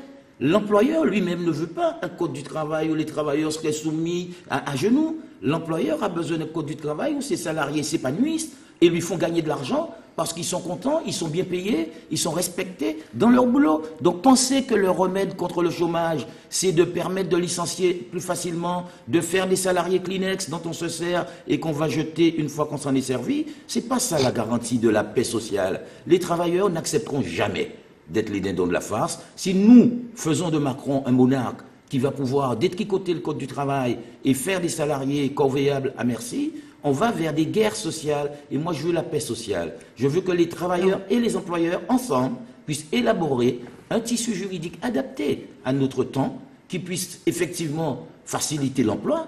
Mais faciliter l'emploi, Alors, veut pas dire faciliter on va y venir, là, l'emploi. on est obligé de vous couper, vous avez trop d'avance. D'accord, mais la question était riche, donc elle méritait une On va y revenir, on va y revenir. Enfin, pour répondre à votre question, moi je suis un républicain. Je pense que M. Macron vient d'être élu. Bientôt, si on est là aujourd'hui, c'est pour aller aux élections législatives. C'est tout le sens de ce débat ce soir. Je dirais que, avant de voter des lois de M. Macron, je dois devoir comprendre avant d'agir. Et c'est pourquoi que moi, personnellement, je vous dis, j'ai monté une association qui s'appelle Comprendre pour agir, pour faire croire. Voter des lois à M. Macron, je vous dirais aujourd'hui, je suis un républicain, il vient d'être élu. Tout le sens de ce débat-là, c'est pour ça qu'on est là, surtout moi personnellement. Non, mais il veut réformer le Code du travail par habilitation, par ordonnance. Est-ce que vous êtes prêt à l'habiliter à réformer le Code du travail par ordonnance? Je pense que oui. Donc ça ne vous gêne pas? Je prends ma responsabilité, oui. Et le Code du travail, il faut le réformer? Oui. D'accord. Alors, quelles sont les raisons essentielles pour lesquelles vous voulez cette réforme? Enfin, les raisons essentielles que je veux cette réforme, c'est parce que moi-même, je suis chef d'entreprise, j'aurai les contraintes. J'aurai les contraintes que les chefs d'entreprise en ont. Je crois que si on l'assouplit, ce sera une bonne chose pour les salariés et pour les chefs d'entreprise. alors, la première loi de ce quinquennat pourrait être celle du... Madame Diacon n'est pas d'accord. Pas du tout, parce que, bon, bien sûr, vous savez, moi, je suis candidate, je l'ai dit, bon, j'ai un camp. Bon, je ne suis pas là non plus pour... Je ne dis pas que je viens défendre les Guadeloupéens, parce que dans les Guadeloupéens, vous avez les patrons, les travailleurs, les salariés. Donc, moi, j'ai choisi mon camp. Que les parce salariés? que, oui, les travailleurs. Donc, les travailleurs, les retraités, les chômeurs, enfin bon... C'est ce camp-là que je défends. Le député, c'est quand même un mandat national, vous représentez la France. Oui, mais vous me donnerez combien de travailleurs qui sont à l'Assemblée nationale? Vous allez regarder la répartition des députés à l'Assemblée nationale. Il n'y en a pratiquement pas, très peu. Et combien qui disent qu'ils veulent vraiment défendre ce camp-là? Il n'y en a pas. Donc, c'est pour cela que, bon, il y a déjà suffisamment de députés qui défendent les patrons, puisque de toute façon... qu'ils soient de droite, qu'ils soient de gauche, ils servent le même maître. Qu'ils soient de droite, qu'ils soient de gauche. Alors avant, on avait la droite qui nous attaquait, après c'était la gauche, il y avait l'alternance. Maintenant, ils se mettent ensemble pour nous attaquer en même temps. Donc là, on est mal barré et il faudra justement qu'on se prépare et qu'on ait cette conscience. Il faut qu'on ait, nous, une conscience de classe. Et c'est pour cela, c'est le sens de ma candidature. Sinon, moi, je ne serais pas venu à ces élections. Il faut que j'ai la possibilité, justement, de l'exprimer, de le dire et de faire comprendre aux travailleurs que, par-delà les luttes qu'ils mènent, parce qu'ils en mènent des luttes. Tous les jours en Guadeloupe, on entend, il y a grève partie. Je crois que vous êtes que dans le combat. C'est pas bien de rester que dans le combat. Pas, c'est bien. Pas, mais il faut avoir des ouvriers. Il faut aussi avoir des chefs d'entreprise. Restez dans le combat comme vous faites tout le temps. Oui, c'est pas comme ça que vous allez arranger la situation. Moi, je vous dis une chose aujourd'hui. Si on est là, c'est pas pour parler de défense de petites choses. On est là pour défendre des choses qui sont très très graves au niveau de la Guadeloupe. Et je vais vous citer tout de suite la délinquance. Parlons de la délinquance. Parlons de l'exclusion. C'est de ça qu'on doit parler. Tout le temps, on parle que de ça. On monte les employés contre les chefs d'entreprise. C'est pas ça qu'on doit faire. On doit associer votre combat, le mien, et celui de la population qu'on doit défendre là pour apporter une solution. Moi, je vous dis... Mais les patrons, ils veulent faciliter les licenciements. Si vous me faites confiance... Ils veulent faciliter les licenciements. Et tous les jeunes qui venez me voir. On va discuter. C'est pas sur un plateau télévision qu'on va calmer un petit peu le débat. Vous aurez le temps de vous affronter entre vous. Mais il y a eu un acte politique fort d'Emmanuel Macron. C'est la nomination d'un Premier ministre de droite. Clairement, que vous êtes parti des Républicains. Donc, on va voir votre réaction, Madame, en attendant, Monsieur Robéry. Qu'est-ce que vous pensez de cette, on dit une prise de guerre ou cette volonté de refondation?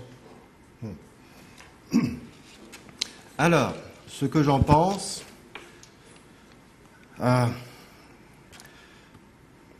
effectivement, nous assistons à une sorte de mascarade qui devient de plus en plus désagréable, voire indigeste.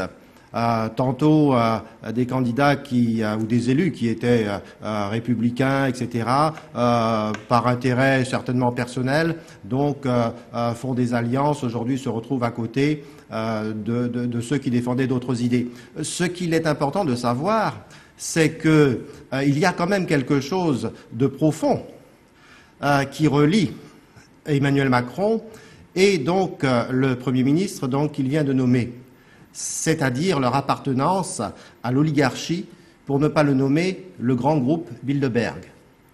Donc il faut que nos concitoyens le sachent, afin de savoir précisément qu'au-delà de ces apparences de droite, de gauche, où sont ballottés donc les citoyens en passant par un centre où on ne sait plus très bien où il y a donc un intérêt commun maintenu par ceux qui tirent les ficelles derrière tout cela. Donc, je n'attends rien personnellement de cette association. Vous êtes dans la théorie du complot, là, monsieur? Il y a toujours un complot? Non, pas du tout. Non, pas du tout. Vous savez, ce matin, j'écoutais encore un ancien directeur de la DST. Si vous le traitez de complotiste, à ce moment-là, je m'alignerai derrière lui. Hein, voilà. Il y a des faits.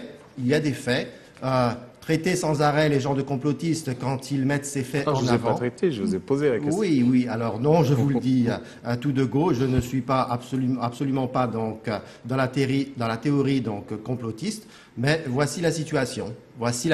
La France est gouvernée aujourd'hui non pas donc par des partis qui n'ont plus rien de français, mais en vérité par les fameuses grandes orientations de politique économique dictées par Bruxelles. Et demain, nous verrons donc quelle en sera la nouvelle mouture. Alors, Daniel Eccles, j'imagine qu'on commence à supposer votre réponse, mais que pensez-vous de cette alliance entre le nouveau président de la République et un Premier ministre de droite? Pourquoi? Parce que le président, il est de gauche, je ne savais pas ça. Il se dit de nulle part. Enfin, il se dit de nulle part parce que c'est la grande mode. Hein. Maintenant, on n'est ni de droite ni de gauche. Alors, tout le monde répète ça. C'est ce que j'ai entendu pendant toute la campagne électorale. Bon, de toute façon, ça prouve bien c'est un jeune président, mais toujours avec les mêmes vieilles ficelles. Il essaye d'avoir... il va avoir des ministres de gauche, des ministres de droite. Il va y avoir un beau mélange et puis ça lui permettra de mener sa politique. Mais bon, les travailleurs ne doivent pas être dupes de ce jeu-là. Ça, c'est un jeu politique dont nous n'avons aucun intérêt dans ce jeu-là. Aucun intérêt. Alors, Alexis Beaufond, vous êtes complètement perdu. Là, vous êtes parti candidat républicain UDI et maintenant vous vous retrouvez avec les macronistes, les républicains qui ne savent pas s'ils sont pour Macron, pro-Macron, contre Macron. C'est difficile pour la droite. C'est pas si difficile que ça. Il s'agit d'être clair dans sa tête et d'être fidèle. Vous, ça vous déstabilise pas? Pas du tout, pas du tout. Je suis républicaine, je demeure républicaine et je resterai républicaine de toute façon. Et M. Macron nous prouve bien que de toute manière, sa philosophie droite-gauche ne tient pas la route puisqu'il est obligé d'aller chercher une majorité pour pouvoir gouverner. Et vous voyez bien que de toute manière, il ne pouvait pas faire sans les républicains, puisqu'il vient de mettre un Premier ministre républicain. Donc, nous nous battons dans ces élections législatives pour pouvoir affirmer et afficher notre présence et notre place, de façon à avoir un groupe fort, puisque vous savez bien que nous sommes dans une assemblée nationale, nous sommes dans une élection nationale, nous sommes là pour élire des députés de la nation, et non pas des députés de la Guadeloupe d'ailleurs, c'est des députés de la nation d'abord, et bien entendu en prenant en compte les intérêts de la Guadeloupe, mais il n'en demeure pas moins que de toute façon nous allons nous battre sur le terrain pour pouvoir garder notre place de républicains. Donc vous serez plutôt de ceux qui allaient signer le contre-appel de la main tendue? Le contre-appel de... une partie des Républicains de signer un contre-appel par rapport à tous ceux qui vont accepter cette main tendue du Premier ministre. Non, moi personnellement, je n'accepte pas de main tendue. Je suis républicaine, je suis très fidèle. Et je reste fidèle à mon parti. Tant que le parti existe, je resterai fidèle. Alors, Harry Durimel, est-ce que vous trouverez quelques aspects positifs dans cette alliance politique ? Mais il a dit qu'il est un président cohabitationniste, il veut toutes les couleurs de la France. Moi, je suis résolument écologiste. Aujourd'hui, la France a signé... Est-ce que le discours écologique n'a pas été un petit peu absent Alors, mais peut-être parce qu'ils ont cru devoir faire une alliance Hamon et les Verts. Personnellement, j'ai toujours pensé que nous n'avons pas à suivre les mouvements nationaux, l'idéologie telle que se construit au plan national. Nous avons une richesse, c'est notre nature, ce sont nos ressources naturelles. Il faut que parmi les 4 députés que nous allons envoyer en métropole, qu'il y en ait au moins un qui aille valoriser, promouvoir ce que nous avons de mieux. C'est ce que je dis, les énergies renouvelables, la biodiversité, l'agroécologie, l'agriculture. Donc, je pense que quel que soit le Premier ministre que Macron prendra, il sera obligé d'avoir des écologistes, il sera obligé de faire de l'écologie, puisque vous savez que les traités internationaux ont une valeur supraconstitutionnelle. La France a signé le traité de Paris et s'est engagée à réduire son empreinte carbone, à réduire le recours aux énergies fossiles qui provoquent le réchauffement climatique. Donc nous allons servir de vitrine à la France, puisque c'est chez nous qu'on va pouvoir démontrer qu'on peut s'autosuffire en énergie propre. Et Marie-Galante, tout particulièrement, est une île qui va pouvoir s'autosatisfaire en énergie propre, et nous allons avoir cela comme un modèle pour la France. Ce qu'on croit impossible, nous allons pouvoir montrer que chez nous, c'est possible. Mais l'écologie n'est pas l'affaire des partis, M. Durimel. L'écologie est l'affaire de tous. Maintenant que ça marche, maintenant que c'est consacré au niveau national, tout le monde est écolo. Donc, lorsque nous ramions et que nous étions derniers de toutes les élections, on disait « Oh, les écologistes, c'est des doux rêveurs ». Aujourd'hui, tout le monde est contraint, forcé par le réchauffement climatique à se convertir à l'écologie. On veut nous dire, ah, vous n'avez pas le monopole de l'écologie. Nous le sommes tous. Bien sûr, nous le sommes tous. Votez tous pour Harry Durimel, puisqu'on est tous écolos. Pourquoi pas? Alors, Monsieur Angol. Enfin, moi, je suis plus dans l'interrogation de savoir comment M. Macron a pu arriver à être président de la République. Depuis qu'il a été élu, je fais un travail pour trouver comment il a pu faire pour être président de la République. Je crois qu'au jour d'aujourd'hui, on peut plus se poser des questions sur ce thème-là, comment il a pu faire pour être président de la République. Quand je vois 40 ans, gauche et droite à gouverner le pays, un jeune qui a, disons, 3 ans politique derrière lui, c'est vrai qu'il était banquier, il s'est manœuvré, mais il est président de la République. Moi, ça me laisse à m'interroger, moi personnellement, et ça me laisse aussi à vous interroger, vous. J'aimerais que vous vous interrogez, vous aussi. Qu'est-ce qui vous choque dans le fait qu'il soit président de la République à 39 ans? Au contraire, je cherche à savoir comment il a pu arriver là. Et quand j'analyse... Il a été élu. Oui, bien sûr, je ne suis pas contre. Je suis pas contre, je suis un démocrate. Ah ben, vous vous posez la question. Oui, j'ai eu peur. Hein, dans mes recherches, oui, j'ai trouvé qu'il a l'image de la société. Parce que, quand vous voyez bien, on va dans le monde qu'on va vivre avec 3 papas différents dans une maison. Eh bien, les familles changent. Donc, les gens qui votaient gauche-droite auparavant, ces gens-là, ils ne votent plus. Ils ne font pas le poids. Donc, je dis, il faut qu'on fasse attention à cela. Et donc, c'est pourquoi que moi, personnellement, je suis député pour expliquer à la population comment il faut changer de député qui va défendre la famille. Quand je vois, par exemple, dans mon dossier là... Et vous serez dans quel camp? C'est-à-dire celui de la majorité ou celui de l'opposition? Je vais devoir comprendre avant d'agir. Mais je suis un républicain. Mais donc vous voulez vous inscrire dans la majorité présidentielle? Si vous n'avez pas compris. Non, je vais devoir comprendre pour agir. Ah, comment? Ça veut dire que si je suis élu, je ne vais pas voter toutes les lois comme ça, parce que les gens qui vont voter pour moi, donc j'aurai des comptes à rendre, parce que je ne vais pas raconter n'importe quoi non plus. Vous voulez être indépendant? Je serai indépendant, mais, comme je vous dis, je vais devoir comprendre pour agir. Si c'est quelque chose qui... On n'écoute pas les indépendants, on écoute des groupes à l'Assemblée nationale, monsieur... Je vous entends parler, laissez-moi terminer. Je vais vous dire quoi, moi, il faut savoir qu'un député, monsieur Canval, il ne crée pas de travail, hein. Il vote les lois. Je vais vous dire, voilà, j'ai la déontologie de l'Assemblée nationale, il y a M. Durimel qui est avocat à côté de moi, on ne peut pas faire n'importe quoi. J'ai la Convention européenne des droits de l'homme, on ne peut pas faire n'importe quoi. Donc quand je vous dis je dois comprendre avant d'agir, donc je vais me plonger dedans, pour que demain matin, que ce que je vois qui arrive à M. Jalton, ce qui est arrivé à M. Lurel, ce qui est arrivé à d'autres députés. Je ne vois pas le travail qu'on a fait. Et moi, je veux défendre ces causes-là. Et pour moi, ces causes-là, si on arrive à les défendre, on aura sauvé la Guadeloupe. Alors justement, on va rentrer peut-être dans le vif du sujet et aborder les enjeux que vous voulez les uns et les autres défendre. Alors, vous, députés, quelle loi, à portée locale ou nationale, vous auriez envie de défendre? Alors, et on va rajouter, eu égard à la circonscription telle que vous la connaissez, quels sont les enjeux que vous avez envie de porter sur le plan national? Monsieur représentant, enfin, j'allais dire représentant de François Asselineau, vous ne l'êtes plus, Monsieur Robéry. Robéry Manuel, si, toujours représentant puisque, de l'UPR pour la première circonscription, donc candidat titulaire.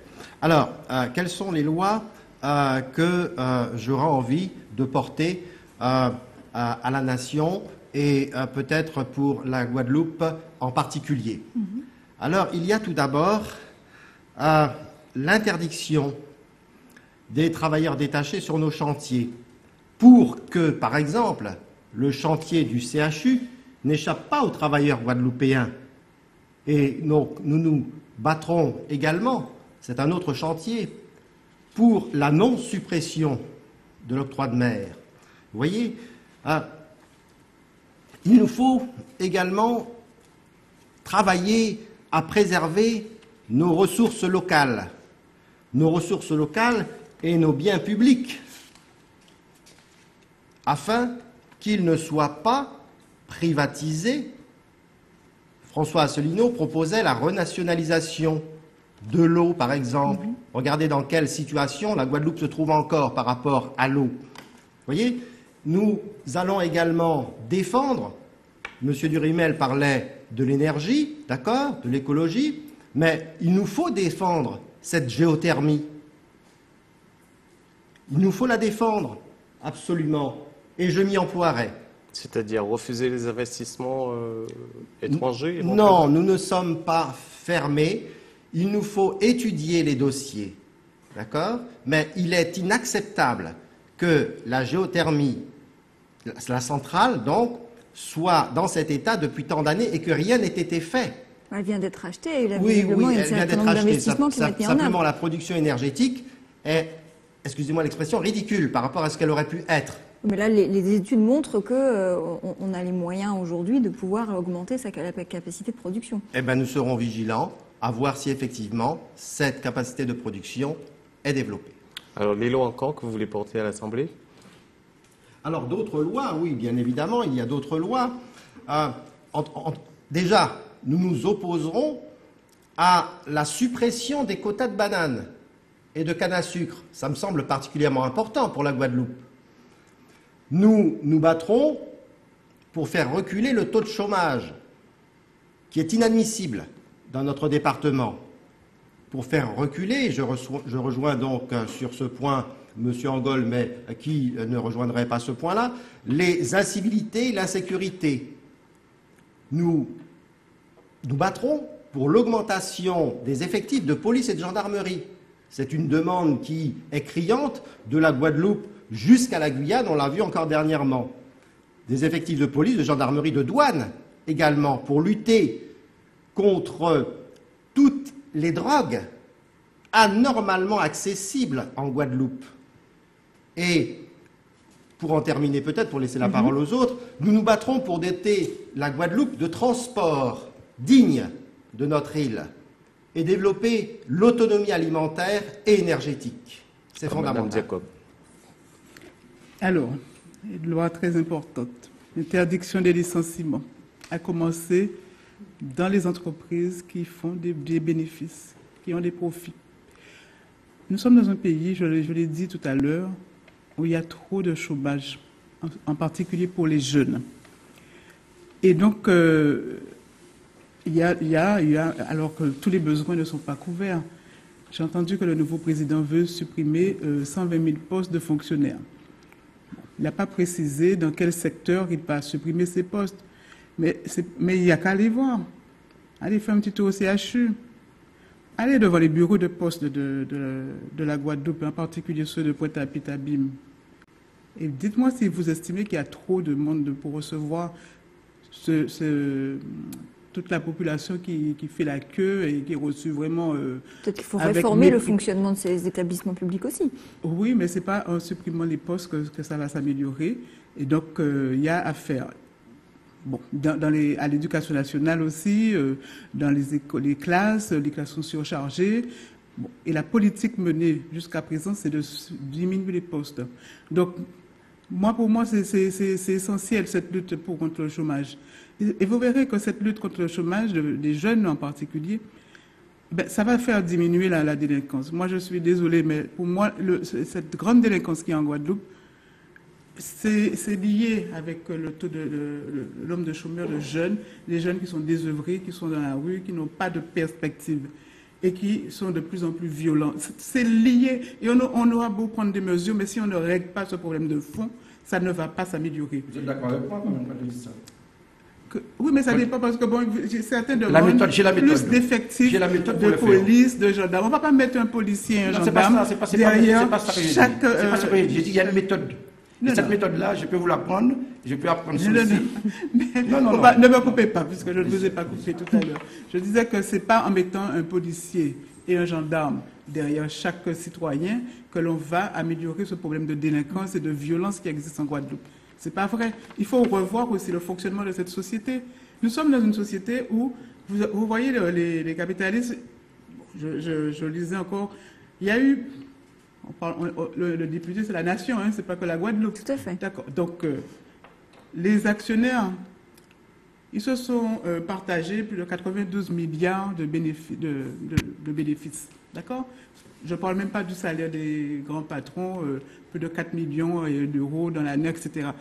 Mais quand vous regardez, on nous dit qu'il n'y a pas d'argent pour augmenter les salaires, on nous dit qu'il n'y a pas d'argent, il faut accepter, il faut qu'on se serre la ceinture. Donc, il y a un problème. Il y a un grand décalage entre ce qu'on nous dit et la réalité. Vous voyez que les entreprises qui font du luxe, elles sont florissantes. Alors, est-ce qu'on va continuer comme ça dans une société où les uns ont trop, ne savent pas quoi faire avec? Donc, ils spéculent, ils font toutes sortes de... Ils mettent de l'argent dans des paradis fiscaux, ils ne payent pas les impôts qu'ils devraient payer. Moi, je suis pour le contrôle, justement, de ces entreprises. Ça, c'est une loi qu'il faut mettre en avant. Contrôle des entreprises, de façon à, justement, quand ils disent qu'ils ne peuvent pas, aller contrôler les comptes réellement. Très bien. Donc, c'est ça que je voudrais... La parole à Mme Alix Beaufort, c'était son tour, et après on reviendra avec vous. Alix Beaufort. Alors, comme vous le savez, je fais partie d'un groupe, les Républicains. Nous avons un programme qui est très riche. Par contre, dans ce programme, j'ai quelques orientations qui m'est très chères et que je voterai volontiers, très rapidement, pour permettre aux Français, mais également aux Guadeloupéens, d'en bénéficier.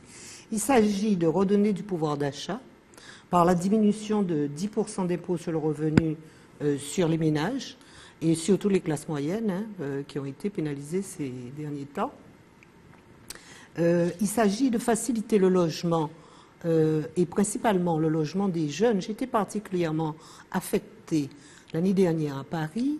Je me suis rendu compte que dans un métro, je ne vais pas le citer parce que, bon, voilà, mais dans un métro, vous avez des jeunes Guadeloupéens qui sont étudiants qui y dorment. Ça m'a bouleversée.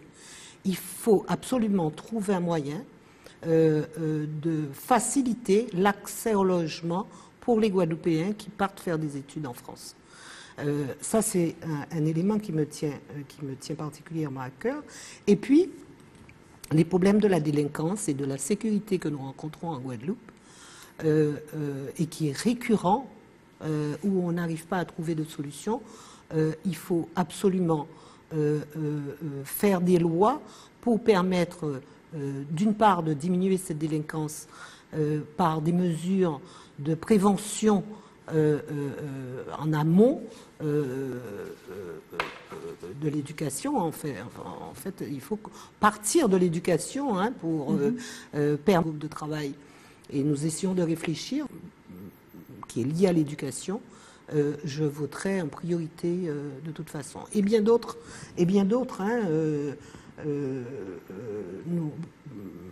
par exemple, il y a une loi d'ailleurs que je ne serais pas d'accord du tout, avec M. Macron, c'est l'augmentation des petites retraites par l'augmentation de la CSG. La diminution, pardon, par l'augmentation de la CSG. Voilà. Et d'un côté, il y a la suppression de la taxe d'habitation aussi. Pour l'instant, oui, de foyer. La taxe, c'est une bonne mesure. Celle-là, c'est une bonne mesure et je la voterai. Mais n'empêche que la CSG, ça m'étonne que je donne un billet gratuit à M. Macron. L'augmentation d'1,7% de la CSG. Alors, Harry Durimel, quelles seraient vos propositions de loi?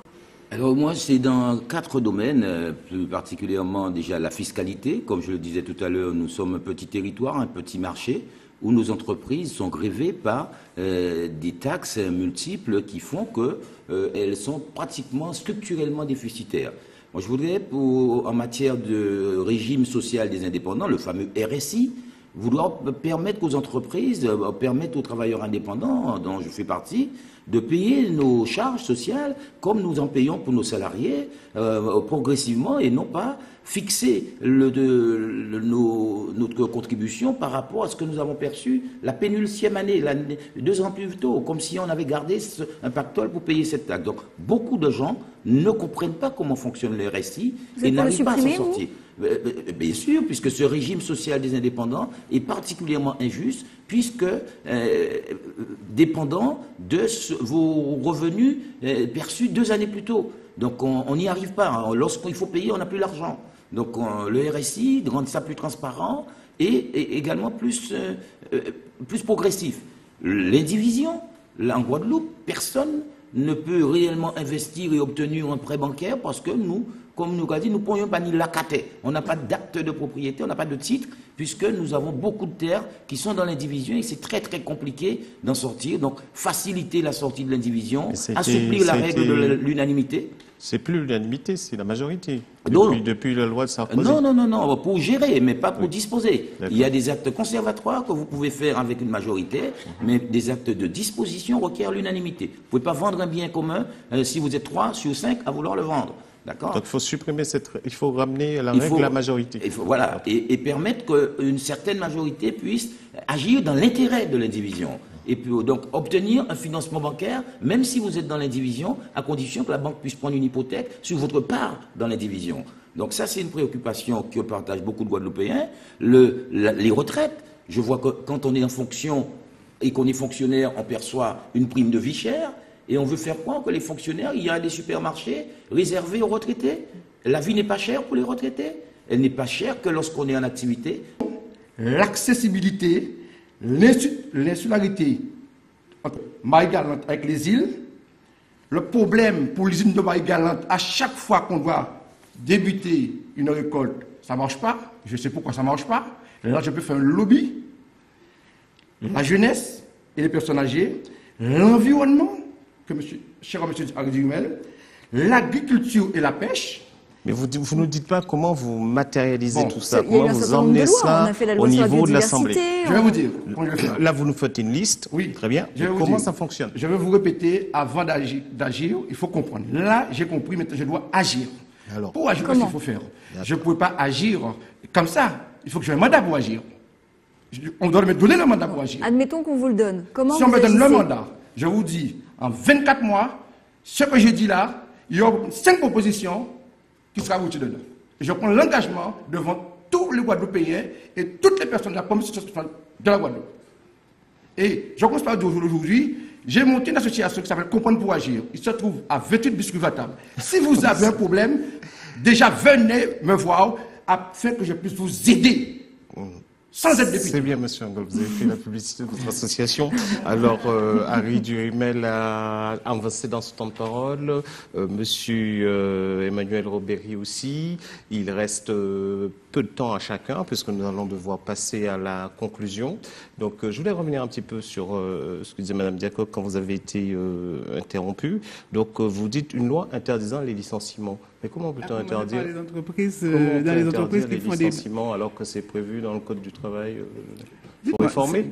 Si effectivement je suis élu député, ça voudra dire qu'il y a des milliers de travailleurs qui auront voté pour moi. Vous êtes d'accord avec moi?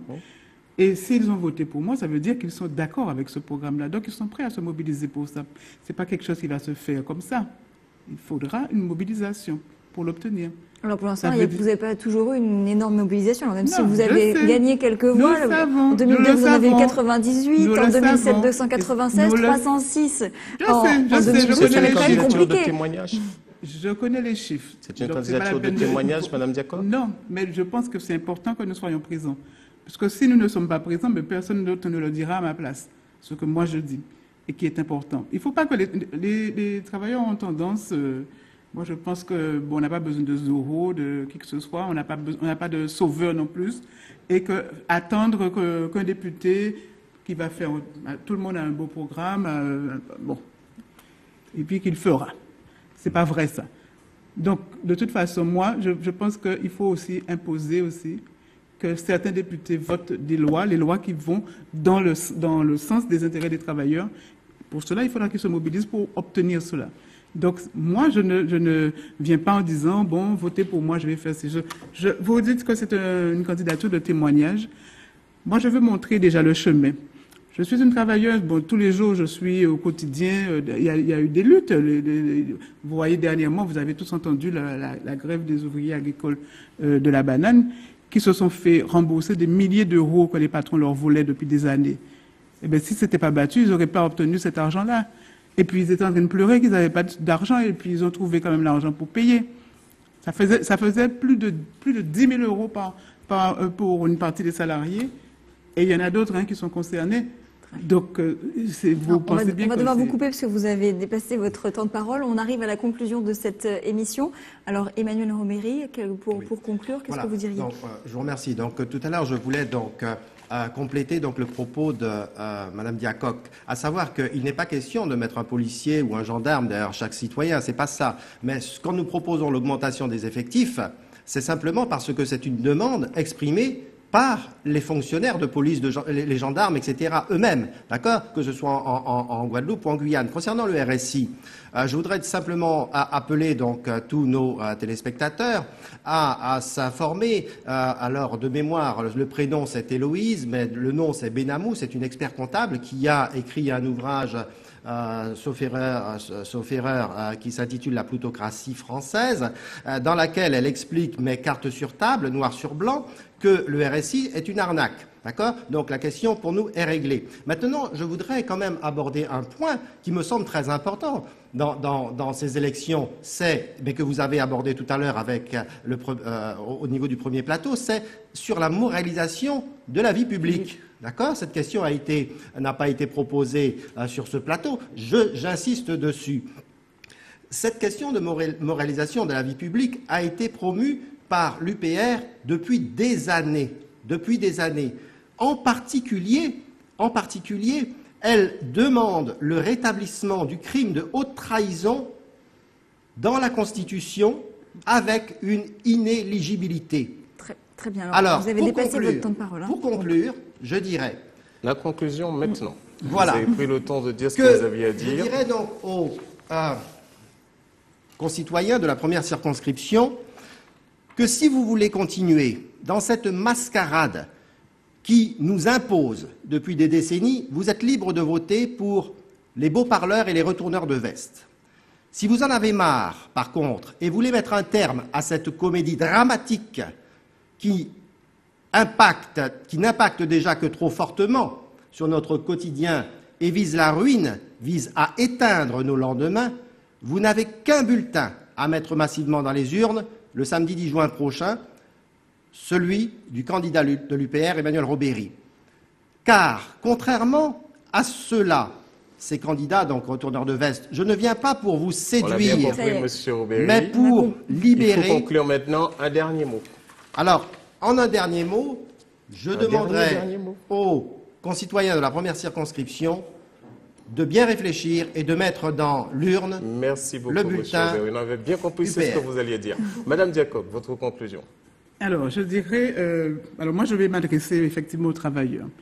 Travailleurs et chômeurs, retraités, enfin, la classe ouvrière. Et je veux représenter ce camp-là. Je dirais que pour tout le sens de ma candidature, justement, c'est important aussi pour nous de compter nos voix. Il faut que la classe ouvrière ait conscience de sa force. Et nous sommes là pour montrer le chemin. Si nous n'étions pas présents, il n'y a personne d'autre qui nous dira ce que moi je dis. Nous sommes les seuls à vouloir justement à dire qu'il faut se battre pour changer ce système-là qui nous mène à la catastrophe. Si on laisse faire les capitalistes, ce sont les guerres. Leur seul intérêt, c'est de rechercher le profit. Ils ne pensent pas collectif. Dernier mot, Donc, Madame Diacob. Moi, je demande à tous ceux qui sont prêts à se mobiliser, à se battre pour un tel programme, à savoir les 1 800 € nets de minimum de salaire, je dis bien minimum, l'interdiction des licenciements, déjà à commencer par les entreprises qui font des bénéfices, le contrôle des comptes de ces entreprises. S'il y a des travailleurs qui estiment que c'est important de mener ce combat-là, eh qu'ils votent pour ma candidature le 10 juin, qu'ils votent Daniel Diacob, qu'ils votent Combat ouvrier le 10 juin. Combat ouvrier, lutte ouvrière. Merci Madame Diacob. Alix Hugues-Beaufond, votre conclusion? Oui, alors, je voudrais dire, si je suis élue, je commencerai par associer la population, d'ailleurs, un maximum dans les actions que je vais entreprendre, par la mise en place d'un lieu d'accueil dans chaque commune. Donc, un délégué parlementaire va être désigné dans chaque commune et ce délégué parlementaire pourra faire remonter l'ensemble des informations de terrain, ce qui permettra d'amender ou de faire des lois en fonction de la problématique que rencontre chaque territoire. Vous savez, j'ai un slogan, il est drôle, il est marrant, mais en fait, il n'est pas anodin. C'est sans combine. Sans combine. Et je voudrais dire à la population que vraiment, c'est la candidate de la société civile qui parle. Ce n'est pas un politique qui parle. C'est la candidate de la société civile. Votre dernier mot, Madame Alix Hugues-Beaufond. Je voudrais leur dire que j'ai entendu leurs cris de désespoir face à l'immobilisme des élus. Que malgré les attaques, les intimidations, les combines contre moi, j'ai résisté et me présente à leur suffrage. Et vous êtes candidate. Voilà. Merci. Je suis donc candidate. Et vous demandez qu'on vote pour vous. Et je demanderai donc de voter pour Alix Hugues-Beaufond pour permettre de mettre en place, de permettre aux petites retraites de bénéficier de 300 € supplémentaires par an. C'est ce que nous proposons. C'est aussi de rendre systématiquement à la population, de faire part à la population de l'évaluation de la politique publique qui est menée. Et donc, voter pour un candidat qui n'a pas de combine. Merci beaucoup, Madame Alix. Donc, voter Alix Hugues-Beaufond. Mais moi, ce que je veux dire à la population guadeloupéenne, c'est que je les entends, j'entends les Guadeloupéennes et les Guadeloupéens dire combien ils sont déçus, combien ils ne croient plus en l'action politique, puisqu'ils ont pris l'habitude de choisir leurs élus sur des promesses, sur des critères qui les ont conduits à être trompés. J'en vois qui font toutes les veillées, tous les enterrements, qui donnent des tapes dans le dos et qui jouent à la séduction. Ça a assez joué maintenant. Aujourd'hui, vous devez choisir sur le bilan des hommes qui se présentent à vous. Personnellement, en 25 années, je crois que j'ai fait la preuve de mon engagement, de ma détermination au service de toutes les causes. Non pas seulement l'environnement, mais les droits et les libertés de tous. Mon ami Diacob disait tout à l'heure qu'elle était la seule. Moi, je ne défends pas que les travailleurs, je défends le pays, je défends le peuple guadeloupéen et je suis aux côtés des gens qui souffrent, aux côtés des faibles, à chaque fois qu'on me le demande. Personnellement, je crois que cette fois-ci, il faut éviter de municipaliser, puisque j'ai assisté à la première partie du débat. J'ai constaté que messieurs Servat et Rosduel tentaient de faire croire aux Abimiens que c'était une élection municipale, que c'était Jalton contre Servat. Abimiennes et Abimiens, ne vous laissez pas abuser. Monsieur Servat prépare peut-être les élections municipales parce qu'il est le meilleur pour aller en faire de bonnes, adaptées à la Guadeloupe. Merci beaucoup, Monsieur Durimel. Henri Angol, vous avez le mot de la fin de cette émission. Bon, le mot de la fin, il va être simple. Je vais prendre quelque chose qui sera très simple pour les Guadeloupéens et surtout les habitants de la première circonscription où je me présente. L'article 4 de la responsabilité du député, il dit « Les députés doivent rendre compte de leurs décisions et leurs actions aux citoyens qu'ils représentent. » Je veux vous représenter. Écoutez bien, je vous relis. Les députés doivent rendre compte de leurs décisions et de leurs actions aux citoyens qu'ils représentent. Cela veut dire quoi? À cette fin, les députés doivent agir, le mot agir encore est là, c'est pas moi qui l'ai créé, de manière transparente dans l'exercice de leur mandat. Pour terminer, je dirais un grand bonsoir à M. Olivier Serva, un grand bonsoir à Harry Durimel, un grand bonsoir à Rosan Rosiel, un grand bonsoir à Nadège Montout, un grand bonsoir à Sylvie Tacite, il n'était pas là, c'est dommage. Un grand bonsoir à Emmanuel qui est là. Un grand bonsoir à Jessica Compère. Ensuite, un grand bonsoir à Madame Alix Beaufond. Un grand bonsoir à Georges Hermin. Et un grand bonsoir et un grand bravo roulé à Combat ouvrier Daniel Diago. Merci beaucoup. Merci beaucoup. Merci d'avoir suivi cette émission où l'humour n'a pas été absent. Nous rappelons le rendez-vous de la... S'il vous plaît, merci, s'il vous plaît. Nous nous retrouvons mardi prochain pour un autre débat sur la deuxième circonscription. Tous les candidats auront la parole sur ATV. Sur ce, je vous souhaite de passer une excellente soirée et restez sur ATV. Bonsoir, à la semaine prochaine.